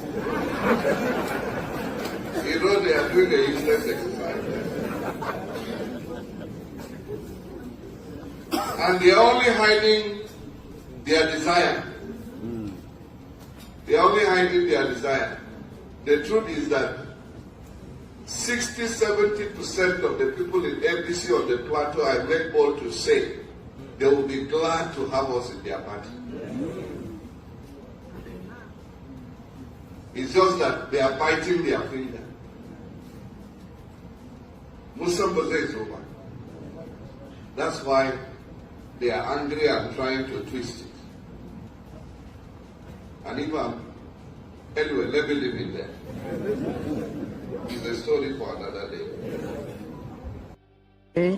Àmọ́ ọ̀rọ̀ tẹ́ gbé kalẹ̀ yìí ó dàbí ọ̀rọ̀ ẹni tí ọpọlọ rẹ̀ yòrò tàbí ẹni tí Ọlọ́run fi síbi aláṣà àwọn ọpọlọ rẹ̀ bí ọpọlọ ikú ó jọ má bẹ́ẹ̀ tọpọlọ rẹ̀ ò tó nǹkan rárá tàbí ètò wà ń bẹ kó má tiẹ̀ wúlò má rárá. Politicians. Anyway, a very quick break and announcement. It's a reminder as we are almost rounding up, okay? Please, if you haven't liked the broadcast, can you please do that just now? Thank you. Because you know something, in the last 6 months, YouTube especially, that of Facebook has been like for years. I'm grateful that a lot of you are kind of like still finding my ego live on Facebook. However, on YouTube, I've been kind of like partially shadow banned, even though if that's not the right word, okay? So they said it's the algorithm. And I have been kind of like being pressured. Yeah, that's the other option I had. Because I've been pressured to actually spend money by promoting the channel. I've never done that, even though some people said that's not ideal. But again, I rely more on the organic kind of like gathering like this, which solely is built on you sharing the broadcast. Okay, so share it, like it. Especially liking it means you are here. I'm grateful for those of you who always like engage it, engage yourselves, reacting, and the rest of that. It does help. So I've been told that alternatively is just to make sure that people keeps like liking and sharing. That works. So in the recent time, we have seen the number. We have seen so many of us beginning to get the notifications now. Like, oh yeah, my ego is live. Even before I come on. So which is great. So the second one is the part where you are great. I have to give it to you because it's the law, isn't it? It's like the broadcast. If we are like over 1,400 of us on YouTube before it drops now, right? We should not be less than maybe 600, 700, 800 of us should have liked the broadcast. So because of these months and months of shadow banning and all of that, it has also affected the supposed revenue of the channel, which mostly goes into funding this, running the entire platform, funding subscriptions, and the rest of that. Okay, so I started a short fundraiser on the side. It is voluntary. That's why I put the first one first, which is the one you can easily just like. So I have a donation, what you call link that you can chip in whatever you think, $1, $2, or whatever you. So they do help ease me in the continuation of funding this platform as it is. Some will look back and say, Mayego, you are still, I've not seen you in ages. Well, I'm still here. So yeah, you can use any of that link and help me top it, okay? Now let's go back to Nigeria. Okay, we're still in Nigeria because we're going to go to Cameroon too. Now in Nigeria, it's been a while that we've heard from Bright, giving us the crime report and what people did in their effort in trying to get out of the situation they are in Nigeria.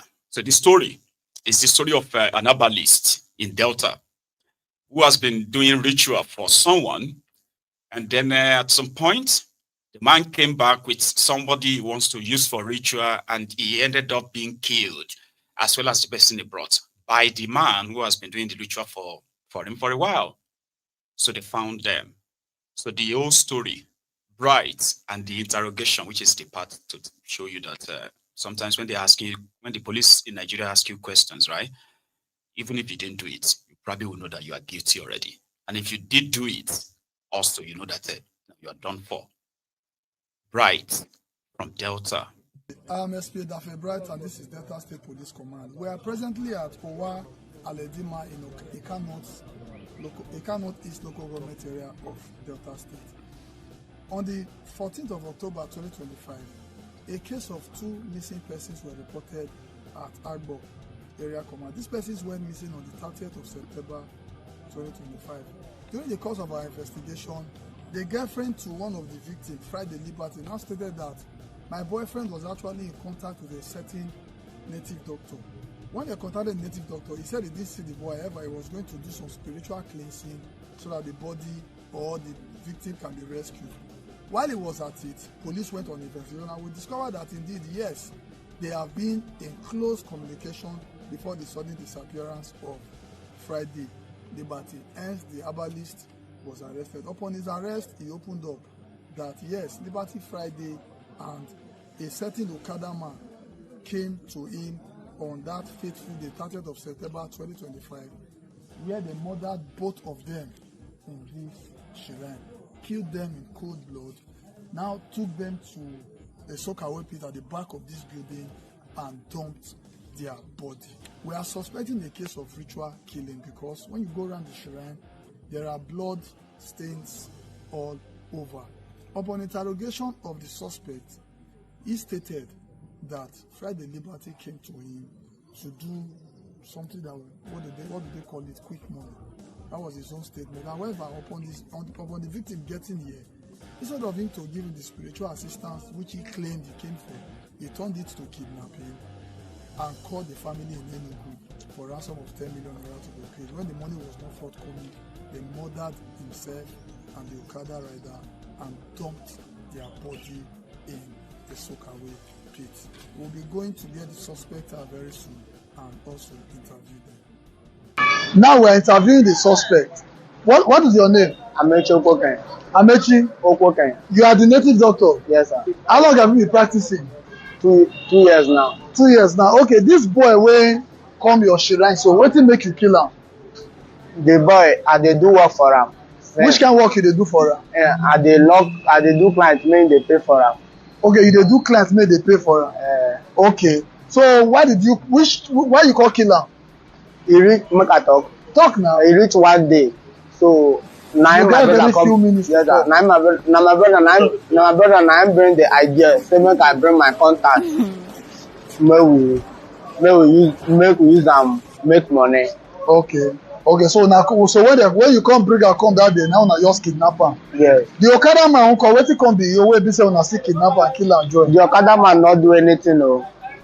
The Okada man not do anything. As e be say the Okada man come with am, na him make am be say we hold 2 of them together. How old are you? They born me 2005. So you are 20 years now. Yes. Okay, this is your brother. Wetin be his name? Smart. Is it the same mother, the same father with you? No, the same father, but not the same mother. Okay, why una come kill am? Why una come put the body of the boy?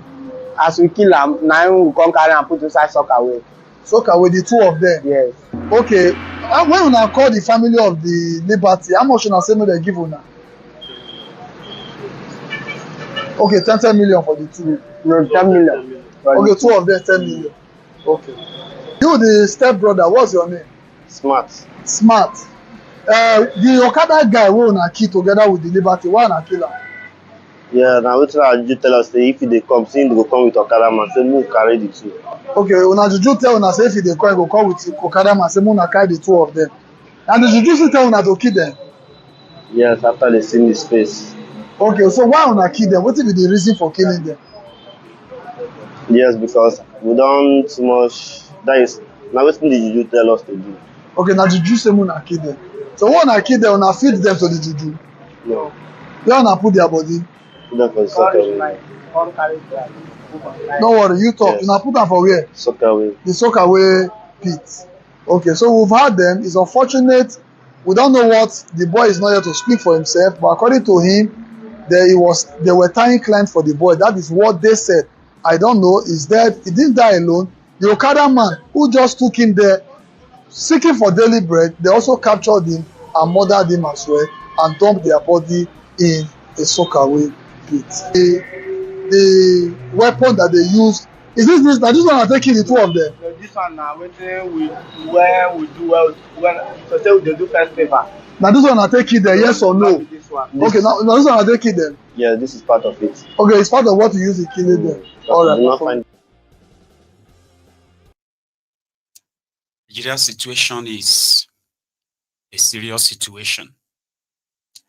People believe that they can possibly make or have a breakthrough by meeting the people who can't even make a breakthrough for themselves.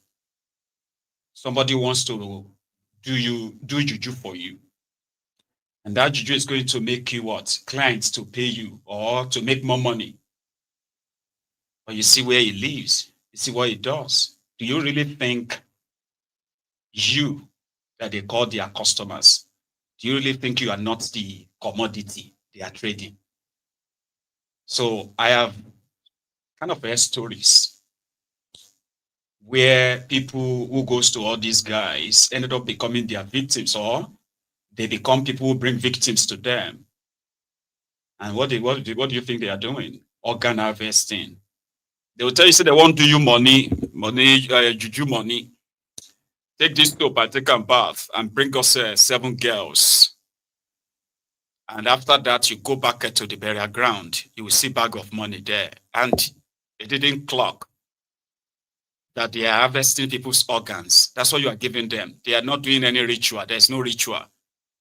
They are harvesting people's organs, selling them, giving you your own share. As long as you keep your own end of the bargain, you are fine. The mentality of them giving you something to say, once you use this one to touch them, you don't go talk again. That you see in the movies. And then you somehow believe that, oh yeah, that's how they actually get people. Really? So you end up there killing your fellow human, not for money. Not for money. So at the end of the day, most of these guys who are a bunch of criminals themselves can turn on you if you can't give them something that will give them money. They could use you. They say they will use you for juju. Which juju? Because they will have a buyer for your own organ, and somehow it works. They get paid. And that's you gone. So initially they wanted to take them for ransom, to collect ransom. Then they ended up killing them. What about their organs? So be careful out there. Most of the guys you want to run to, spiritualists, this and that.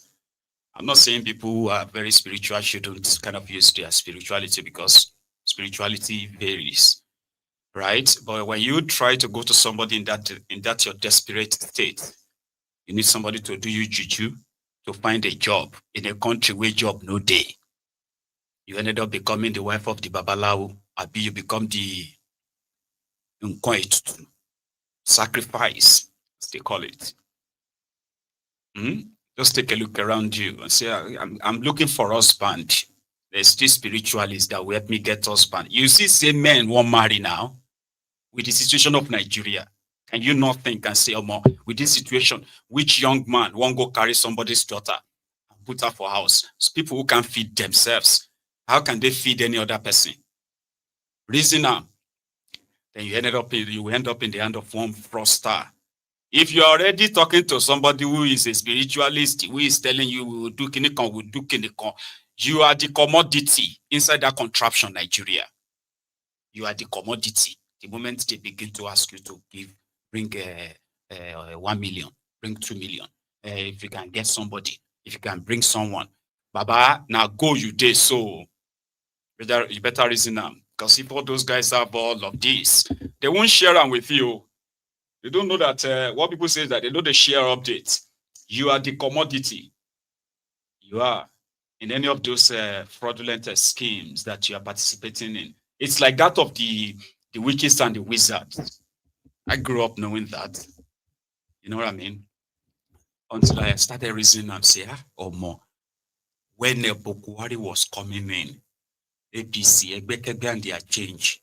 I remember this one endorsed him, that one endorsed him, this one endorsed Bokuwari, that one endorsed him. Yeah?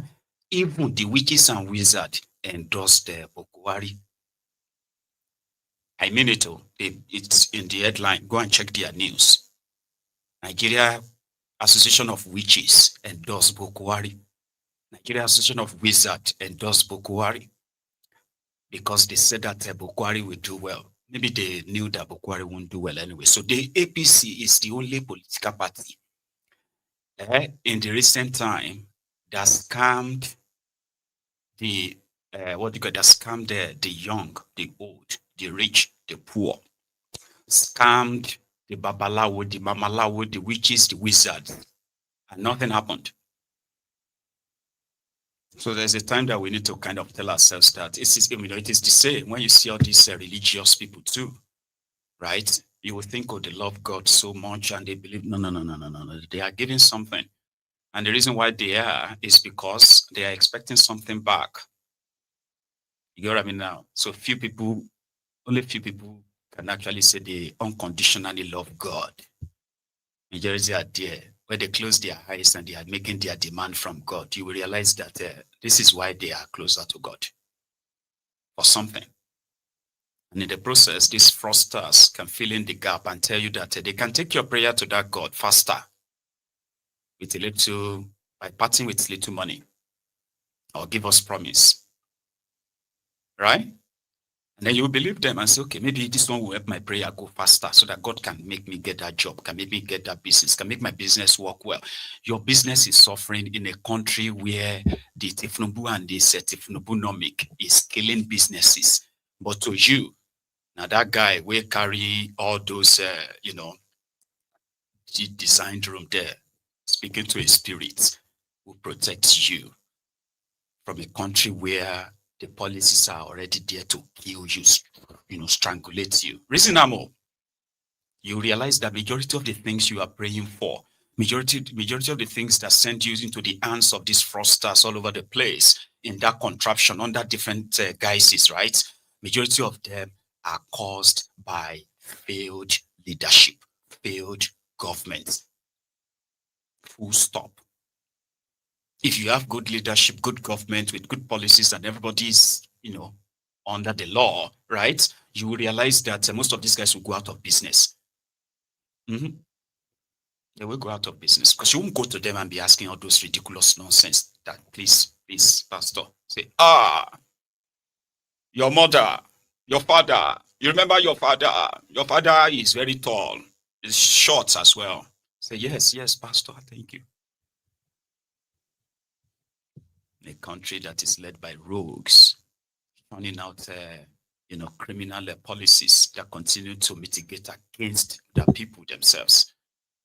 There's no amount of prayer that can fix that. Trust me, there's none. Right? What should we then do? You know what to do. And that's my original position. It is when this rotten system is completely neutralized, dead, right? There is nothing you can do. So your aim and goal should be not to sustain it, not to manage it. It is to call for an end to it. And then you can then say, okay, yeah, let's do it differently. This is what you should do. Or what you should be thinking. In Cameroon, from the 12th of October, that's been like 2 weeks ago, when they had their presidential election. The man that is their current president, Paul Biya, who has been living in France for a while now, some said he probably didn't even know that he is a presidential candidate. He probably didn't even know there is an election happening in anywhere. Talk less of him being a candidate in that election. 2 weeks for a country of 31 million people. 2 weeks to count elections and then announce results. 2 weeks until their own INEC, I'll use that, their own INEC chairman, right, announced the result today. And it's Paul Biya, the 92-year-old president, the oldest president in the world of Cameroon, has been declared the winner of another 8 years term in office, which would then take him from 92 to 100 when he's going to finish this new tenure. Cameroon is a very, very, very funny country. Trust me. The entire population of Cameroon is no more than the entire population of Lagos. That's the entire population. So imagine conducting election in Lagos, and then you have to wait for 2 weeks to count it, only to announce a man that never came to the country to even do any campaign. So it is a very funny country. If you look at their vice president is 92. Their vice president is probably like 89. Their Senate president of the country is like maybe about 90. The chief justice of the country is like maybe 91. The head of their INEC is like maybe 150. I don't know. You give him his age. Biya Paul. Suffrage obtenu 2 474 179, soit 53,66%. You hear that? That is the head of the electoral body in the constitutional something body of Cameroon. And the Cameroonians are not really happy. Trust me. They've been everywhere protesting. They've been shot at. 5 people have been confirmed killed across Cameroon by their police before the beginning of this show. And some snippet from the same Cameroon from last night to this morning.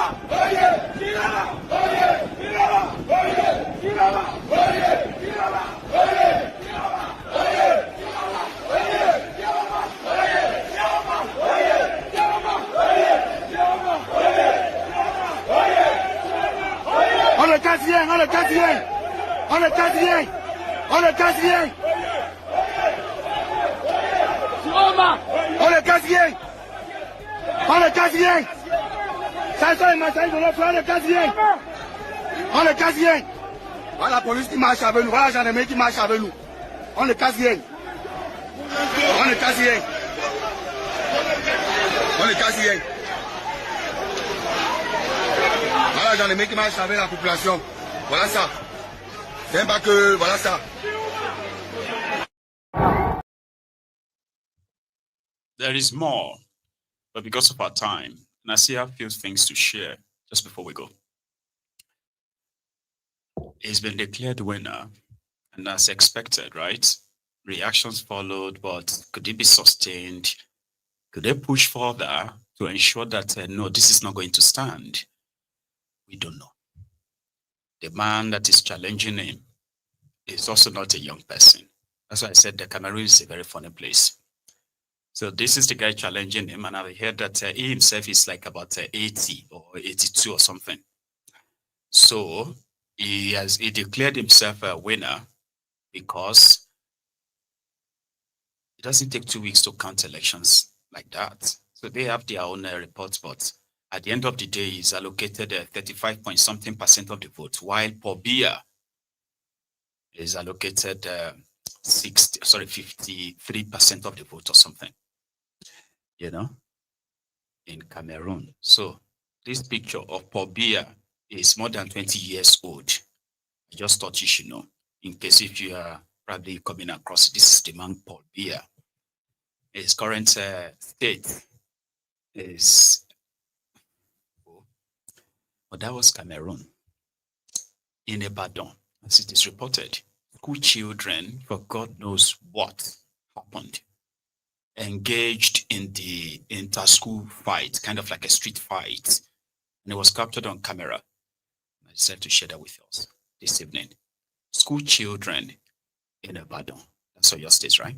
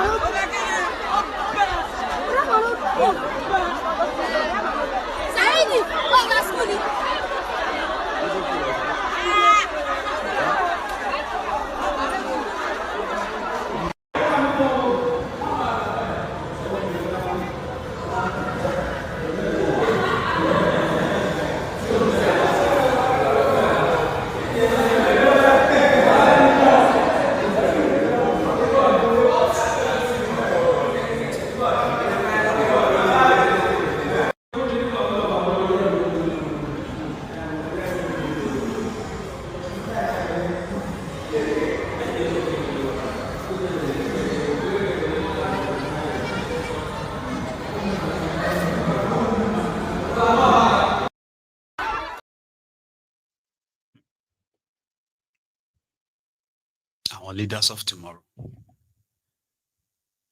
But again, that's sort of like it should remind you of something. If you went to public schools, when you have, inter-school relay, inter-school football matches, inter-school this and that, and then suddenly some unruly ones will just kind of like start a fight, and before you know it, back and forth, right?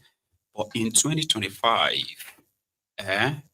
issue somehow like AQ, like they have that mentality of like bring out their machetes, their cutlasses, and like with the intention of probably to machete themselves, but they were not ready to take some cuts themselves, so they were like running back and forth. Secondary school children, right there. All right. What about those ones that are in power? Those ones who also grew up like that. I mean, those who are your leaders today, they were children yesterday as well. They grew up in that same kind of like system. And somehow you will think, oh, they should make it better. And some of us complain that this is not right. When we were younger, we saw adults complain a lot. but we didn't understand.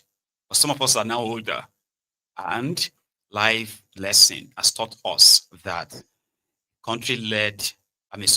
country is more or less like the reflection of our people, right? So the same criminals who are now ruining the entire place pass through the same system.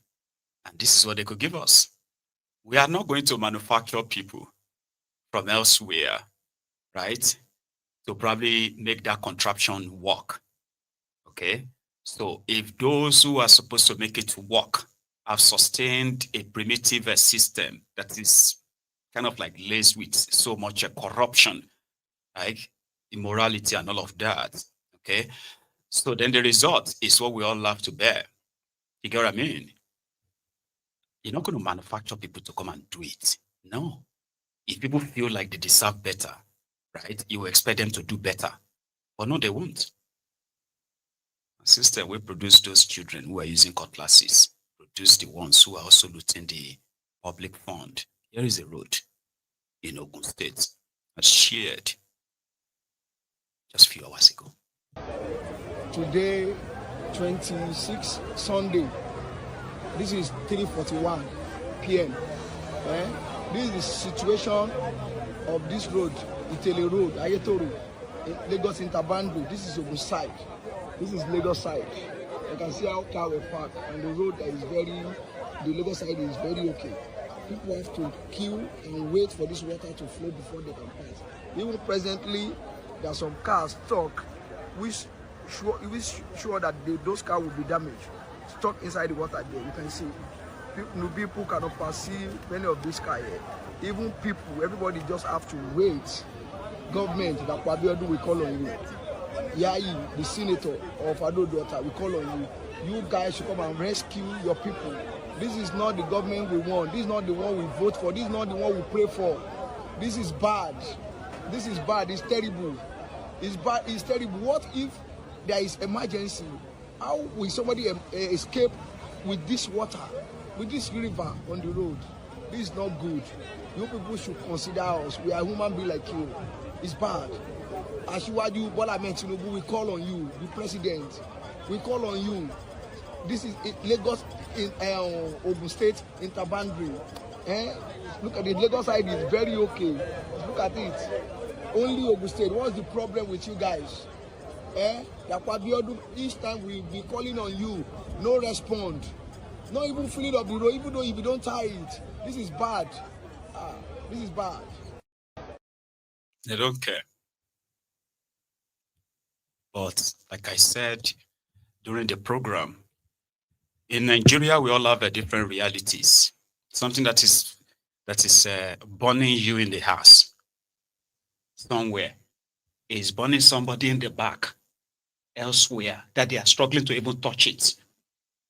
While elsewhere, it's something else. But when it comes to road, it seems that the Abians are having it different now. I mean, we've seen a lot of their celebration because it's more or less like governance probably just started in 2023 in that place, considering their history, right? So here is a very happy residents of a newly constructed road that cut across several communities. So someone who was so elated, right, after years of abandonment or so, made this video. This was from Abia State, rather. They have a name for the road. Hang on, I'm going to check it. So the name of the place is called the Undi Okereke Abam Arochuku or Afia Road, for those of you who are from that axis. Yeah. Yo, alas, okoma. Ndabia wem. Abia State yoma o. Kani wero tuobio. Kani wero tuobi ma Abia State go wero no do ya kankembo. Nasi akwa. Ụmụnne m ndị Abịa ebe unu si n'anụ olu ugbu okwu a bụ na ozu abam ndị okereke Arochukwu Road. Ajụjụ m chọrọ ịjụ His Excellency Dr. Lex Otewo, sọsọ na Baịbụl ka m hụrụ Chineke ji ọkụ rie aja. Ị chọrọ iji ọkụ eri aja na ụzọ abam ndị okereke Road? Gọvanọ nyere gị mmiri, nye gị ọkụ, nye gị ụzọ, a na-egbu agụ ole wee zaa ogbu agụ. Ndị abam ndị okereke, ọkụ, ụzọ achala. Chineke lekwa, Chineke lekwa o. Lekwe street lights, lekwe ụzọ, lekwe street lights, lekwe ụzọ, lekwe street lights. Nke a abụghị nke a na-eme n'ọnwụ na town. Dr. Lex Oti nọ n'Igbo na ọnụ oyibo. Ọ na-eme n'ugwu, ọ na-eme na ndịda, ọ na-eme na Aba, ọ na-eme n'Ụmụahịa, ọ na-eme in all parts of Abia State, touching lives, touching communities, touching local government, impacting in every angle. This is highly commendable. This is highly commendable.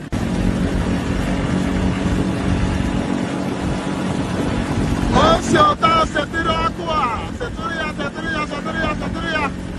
Na-aga. Ya ugodi na iwe ọkụ n'abalị. Were moto gị ma ọ machine gị, ma ọ jiri ụkwụ. Ndị abam ndị okereke. Alaeze arụ ọnụ ụzọ, rụọ ọrụ ụlọ field a na-agba bọọlụ. Na ka ndị ọbụla pụtara ịgba bọọlụ ebe a na-abalị. Unu enidikwa any other life. This is highly commendable. Dr. Lex Oti, God bless you for remembering the people of Aba. God get again. Arochukwu Road. The Bayon of Alaya. Uze Shagan or the Lampe.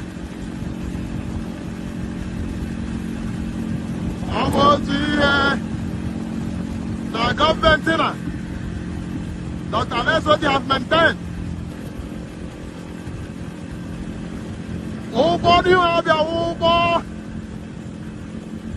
mmiri na-ezoro ndị ama na ndị ọjọọ, ma ndị na-frustrate the government. Alaeze na-arụ ụzọ, rụọ ọkụ gafee n'ụlọ ha, ma ndị na-criticize ihe niile anyị na-eme. Alaeze bịa ya were ọkụ mee gị shut up, ya were ụzọ mee gị shut up. This is Omenuka Bridge. This is Omenuka Bridge. This is Omenuka Bridge. Oh, Chineke lekwa. Chineke lekwa o. Lekwa o. Ihe dị ka ihe na-ahụ na north. Ihe dị ka ụzọ a na-ahụ na north. Ile the old bridge, gele the new bridge, ile the old, ile the new. Maranu, ihe dị iche, lekwe the old bridge. Come back, ụmụnna, come zi unu, so that ihe anyị na-ekwu, ya na-ede anya, lekwe ụzọ Omenuka Bridge. Lekwa ụzọ Omenuka ka mkpọrọ unu, mana o nwere mistake mụrụ ndị rụrụ ụzọ a mere, mana onye isi ngara ịlaike ka ndị jed ndị rụrụ ụzọ a, ndị rụrụ briji a, ka ha tikwu ụzọ, ha kpofusi aja, n'idi itizi ụzọ, ha kpofusi aja, because ndị na-ekwutọ gọọmenti gị wụ ndị na-ala n'ọchịchị for 24 years. They couldn't do this road. Onye isi asị m kwuo masị hapụrụ ha ụzọ ala idis ka ha na-agba, ka etie toll gate, Imahala niwu onye ihe ọma na-asa afọ ga-esi n'ụzọ a na-aga. Sikwere na this old bridge na-aga. Chineke ekwekwere ka m dakpuo ebe a. Si na this old one na-aga. Ile this new bridge. Ị hapụrụ ya ndị ihe ọma na-adị mma. Chineke lekwa. Chineke lekwa. Lekwa ihe awụrụ anyị before. Asọ bridge. Sọsọ aja le ha wụrụ. Ebe a ka ha chọrọ isi gbu isi anyị niile. Chineke sị mba. Mercy said no. Dr. Les Oti. Nwoke quality wụ ya na quality 5 and 6. Lebe mba nke a ga-ada. Mana ha bịa agba ya. Si tiri ha ụzọ ka ha na-agba ụzọ a. Ihe aha ha ji tụọrọ anyị ga-ewere ya tụọrọ ha. Lekwe delivered in less than a year.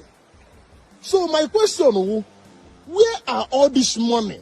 Ke na-akpa ego ndị a na-aba isi nsi. Ales Oti anaghị arụ ọrụ. Onwe anya na-anụkwa na ebururu billions, trillions. Anaghị arụ ọrụ da akwụ ụgwọ. Anaghị arụ ọrụ da akwụ ụgwọ. Na-issue all workers. Ndị iberibe. Ndị ihe ọma na-asa afọ na-akọgheri ọnụ. Na-akọgheri ọnụ.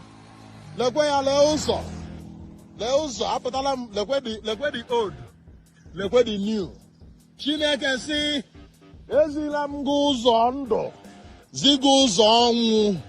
Nwa m ele nke ị ga-eso. Ị ga-eso ụzọ ndụ ka ị ga-eso ụzọ ọnwụ. Dr. Les si ndị Abam na Arọchukwu ndị Okereke lekwa ụzọ ndụ si n'ụzọ ndụ. Onye sikwa nna ọchọ isi ụzọ ndụ. Ndị ihe ọma na-asa afọ ndị na-achara gọọmenti afọ years. Onwe ihe ha chọrọ iweta ihe dị mma. Ha si ụzọ ọnwụ a ma ọ bụ na ha achọghị ịma ihe ọma. Ekele m unu. Like I said, everyone's reality is different. But you know what makes that kind of interesting and why I brought it to you is that he started the road construction. That road, I think it's 20 something kilometers or so, right? He started it this year. You get what I mean? They started, I saw the picture of it in April, right? When they started like, they are going to do this road, they are going to do this road. It's not completed though. You can still tell that it's not completed though. Most of the street lights have not been put up. They did the road in less than a year. So which means by 1 year, right? What people have suffered for 24 years could be fixed in a year. And people are already on it, like using, there are other places like that where they've done similar, but I just kind of got fascinated by the commentary of the person who made the video, right? And if you are not from Abia State, you will never understand. Abia State used to be a place where they just shared the money. It was that bad that the healthcare policy of the governor, the last one there, was to give every new mother 500 naira. Maternity support is called. If you give birth to a baby in Abia State, they will give you 500 naira. 5,000 naira, 500,000 naira, 500 naira. The 500 naira. You don't know what 500 naira can do for our people. Because the delivery is free. That's what he said. Yeah? So to them, it's like they are just being part of this, your democracy after 24 years of just being in the shadow, right? So in Lagos, right, where they make a lot of money, they too are doing, according to the Wahhabi Wele, they are doing a lot to cut down these shanties, to cut down these illegal structures on the road, or these stores on the road and all that. So it was out yesterday and today. This morning, they were around there, K2. You know K2, my 12. Wabi was there. Oh, yeah. Extension.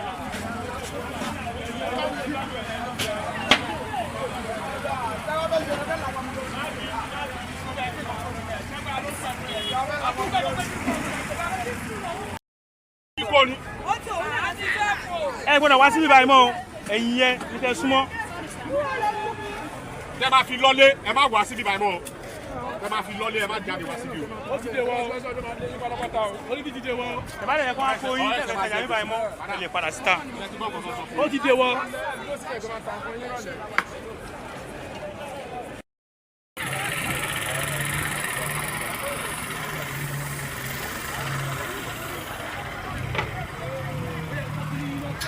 Ó yá, kí ló ṣe eléyìí nǹkan?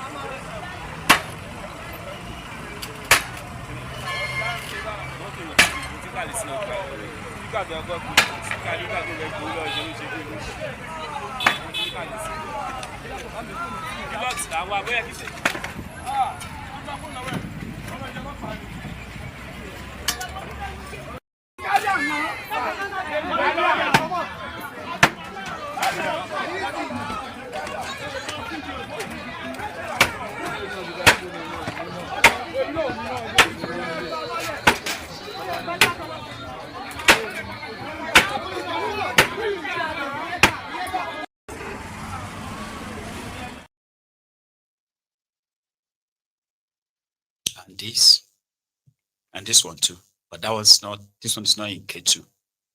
Elsewhere. They are still at Thompson.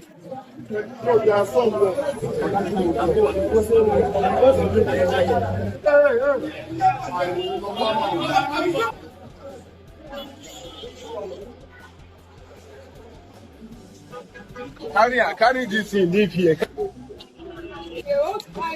They'll come inside.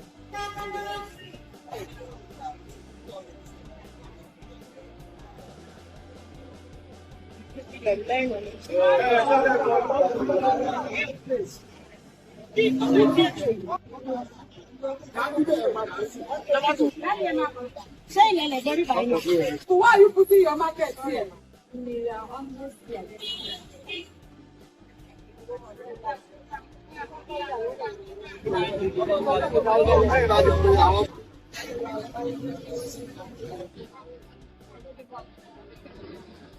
I don't want to see anybody standing here again.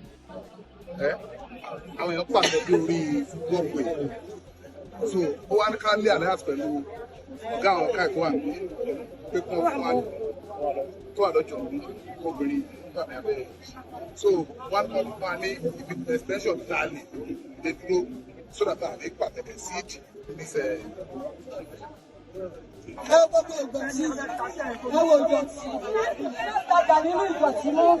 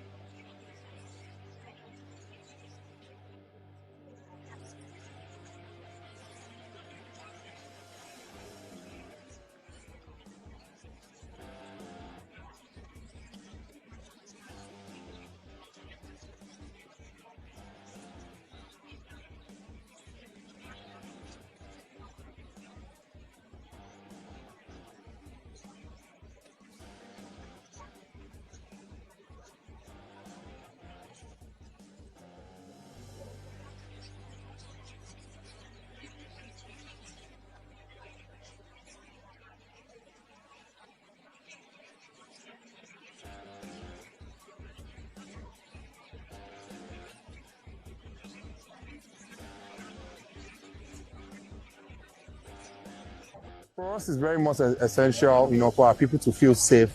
That's a very important aspect of the administration we want to run here in Agege local government. To ensure that people can come in and out of Agege, residents can go anywhere and they feel safe and secured. That's a very key part for us. And another very important part is the community development associations, the CDC, they've all made big complaints, around this area, around theft, around stabbings, around drug use, around drug dealing, around drug selling. A lot has been happening within the community here, and it's something that we want to make sure we cleanse. So our youth can thrive, our community is safe, our people can sleep, and they don't have to worry about anything. So this is the first step in the right direction. I was here myself about 4 to 6 weeks ago, I walked around the railway line and I saw shanties built up. I saw young girls being involving themselves in prostitution. I saw drug use, drug sale, all things I saw by my own self. So it wasn't like someone reported to me. So, it's something we have to come and clean out. We've come here, we've written notices, we've involved the Lagos State Environmental Task Force, and we also be taking our own action today to cleanse it out and make sure that, all of the people troubling our community are apprehended, so we can have a clean, a safe community in Aige local government. And, we don't want to be known for the wrong things. We want to be known for the positive things, in Lagos State. So this is a step in the right direction. We don't want to do this just, once in a blue moon. Like, we want to. So it's going to be something they will be doing again and again. Cleansing the street of all the, absurdities or something. Right. We have overshoot our time, but probably not without sharing this with you before I leave, okay? Because probably not going to use it again. And that is the image. They said it's about 500 of them, backing up his promise of ensuring the availability of fuel for those of you who are going for the Yuletide, 30 December and what have you, in Nigeria, talking about Dangote. I remember I received recently about 4,000 of those CNG trucks. Somebody cited them near his refinery this morning, right? And he said that is how it happens every day. And we should leave it in the diary. Dangote won't finish Nigeria. Che, I'm a work today. If you get your license and the Sabi drive, Dangote go employ you. Salary dey okay. Dangote buy 570,000 tankers. 570,000 tankers or more. Any MPC go hear them. This one now, if you buy fuel from Dangote, Dangote go transport them, come your fuel station. You buy gas from Dangote, Dangote go transport them, come your gas station. This way you no need to pay for transport again. No. Just come and buy from Dangote. Come and buy from Dangote. And the MPC go collect auto. They never see anything. Share you see them. Now so they carry and they go every blessed day. Now so Dangote they carry and they go every blessed day. Every blessed day. Every blessed day. Every blessed day. So maybe you just see the way they said 570,000 trucks. Anyway, that's some disruption that will happen in the Nigerian oil sector in the long run. All right. So this is where we're going to draw the curtain. Thank you very much. I got my first donation, by the way. Yeah, on my GoFundMe. So thank you. Yeah, you could donate there and make it anonymous. Okay, so maybe I'll do the fundraiser maybe tomorrow, maybe next, depends on the mood, but I really do appreciate your support. So while we call it the night, remember, like the broadcast, share it if you haven't done all of that. Subscribe to my channel as well. If you haven't, check your notification settings and set it to on, and you won't miss anything. So the next time I'm around, you will be around too. Enjoy the rest of the evening or night. So good night from here.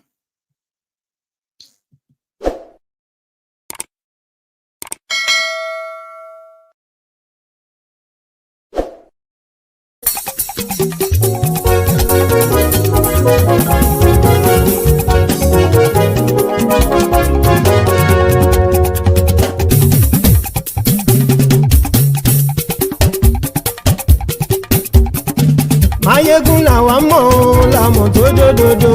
Ayégún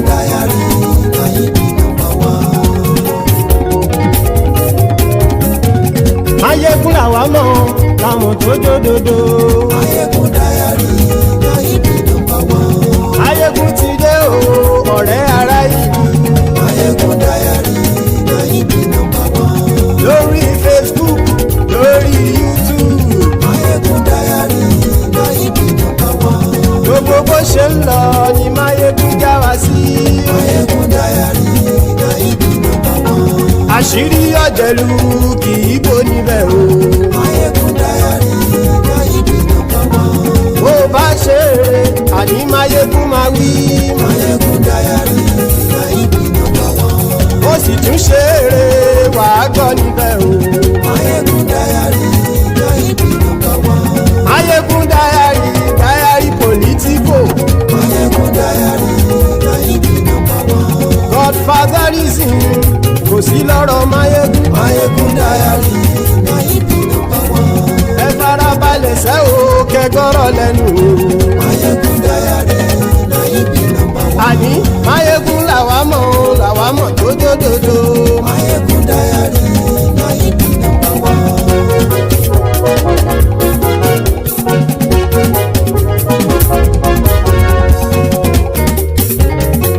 àní ẹ̀sùn ràkì. Mayegun ti dé. Mayegun ti dé. ọ̀jẹ̀lú ẹ̀sùn ràkì. Mayegun ti dé. àní ẹ̀sùn ràkì. Mayegun ti dé. lórí Facebook. Mayegun ti dé. àní ẹ̀sùn ràkì. Mayegun ti dé. lórí YouTube. Mayegun ti dé. àní ẹ̀sùn ràkì. Mayegun ti dé. bọ́ bàbá gbé wúrẹ́. Mayegun máa wí. àní ẹ̀sùn ràkì. Mayegun ti dé. ijó ìgbádìyẹ. Mayegun máa wí. àní ẹ̀sùn ràkì. Mayegun ti dé. pẹ̀sìdó bá rúfin o. Mayegun máa wí. àní ẹ̀sùn ràkì. Mayegun ti dé. kí gómìnà kówó jẹ. Mayegun máa wí. àní ẹ̀sùn ràkì. Mayegun ti dé. ọlọ́pàá tí ń gba rìbá. Mayegun máa wí. àní ẹ̀sùn ràkì. Mayegun ti dé. aṣòfin tí ń rúfin o. Mayegun máa wí. àní ẹ̀sùn ràkì. Mayegun ti dé. òpùrọ́ olóṣèlú. Mayegun máa wí. àní ẹ̀sùn ràkì. Mayegun ti dé. ọ̀jẹ̀lú ẹ̀sùn ràkì. Mayegun ti dé. àní ẹ̀sùn ràkì. Mayegun ti dé.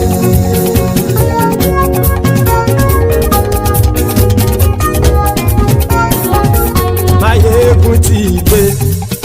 gbogbo ọ̀jẹ̀lú ẹ̀sùn ràkì.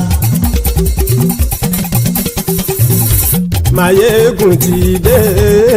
gbogbo ọ̀jẹ̀lú ẹ̀sùn ràkì. ṣùgbọ́n ní bá ti ṣe èyí tó yẹ kí wọ́n ṣe ọmọ bá dèrò ní fi wọ́n níran o. Mayegun ti dé. Gbogbo ọ̀jẹ̀lú ẹ̀sùn ràkì. Mayegun ti dé. Gbogbo ọ̀jẹ̀lú ẹ̀sùn ràkì. ṣùgbọ́n ní bá ti ṣe yìí tó yẹ kí wọ́n ṣe ọmọ bá dẹ́rọ̀ ò ní fi wọ́n níran. wọ́n fowó bẹ́ẹ̀ o Mayegun ó sọ pé wọ́n ò bẹ́ẹ̀ wọ́n fowó bẹ́ẹ̀ Mayegun ó sọ pé wọ́n ò bẹ́ẹ̀ oníkan ṣáàtì ṣe èyí tó yẹ kí wọ́n ṣe fáwọn ará ìlú tó gbé wọn débẹ̀ o ayé. Mayegun ti dé gbogbo ọ̀jẹ̀lú ẹ̀sùn ràkì. Mayegun ti dé gbogbo ọ̀jẹ̀lú ẹ̀sùn ràkì. ṣùgbọ́n ní bá ti ṣe yìí tó yẹ kí wọ́n ṣe ọmọ bá dẹ́rọ̀ ò ní fi wọ́n níran. kì máa yí ṣe eré ọ̀rọ̀ yìí kì í ṣe ẹ̀fẹ̀ kì máa yí ṣe eré ọ̀rọ̀ yìí kì í ṣe ẹ̀fẹ̀ ẹni bá ti lè lẹ́bọ̀ lẹ́rù o ọmọ bá dèrò kàṣàyè tú wọn síta. Mayegun ti dé gbogbo ọ̀jẹ̀lú ẹ̀sùn ràkì. Mayegun ti dé gbogbo ọ̀jẹ̀lú ẹ̀sùn ràkì. ṣùgbọ́n ní bá ti ṣe yìí tó yẹ kí wọ́n ṣe ọmọ bá dẹ́rọ̀ ò ní fi wọ́n níran. tẹnitẹni ọmọ Mayegun ọ̀rẹ́ ara ìlú mọ̀mọ́ ni mo fọlọ́run ṣọ́ ẹ̀ bá kìlẹ́bù lóòótọ́ olódodo ìlú ọ̀tá ìlú mọ̀mọ́ ni ìwọ ṣá máa ń ṣọ́ra kò sì mọ́ bẹ̀rù bọ́tà ń lè rí bóníṣègùn lé káwọn mọ̀mọ́ fi ṣera wọn ni ó ti dẹrùn tí wọn ò gbọ́dọ̀ sì mọ́ bẹ̀. èèpo ọ̀gọ̀lọ́mọ bá dérò tàjẹ́ ò gbọ́dọ̀ jẹ́ ó ti dọba lórí àbínú ẹni kò sì mọ́ bùyà àìsíwọ̀lú ní ẹnìkẹ́ ìgbódì ẹyin lábàrá ó kó ẹni tó bá dán wò á kàmù Máyégún ti dé gbogbo ọ̀jẹ̀lú ẹ̀ túnra kì. Máyégún ti dé gbogbo ọ̀jẹ̀lú ẹ̀ túnra kì o. Ẹni bá ti ṣe èyí tó yẹ kí wọ́n ṣe ọmọ bá dèrò òní fi wọ́n níran o. Máyégún ti dé gbogbo ọ̀jẹ̀lú ẹ̀ túnra kì. Máyégún ti dé gbogbo ọ̀jẹ̀lú ẹ̀ túnra kì. Ṣùgbọ́n ní bá ti ṣe yìí tó yẹ kí wọ́n ṣe ọmọ bá dẹ́rọ̀ ò ní fi wọ́n níran.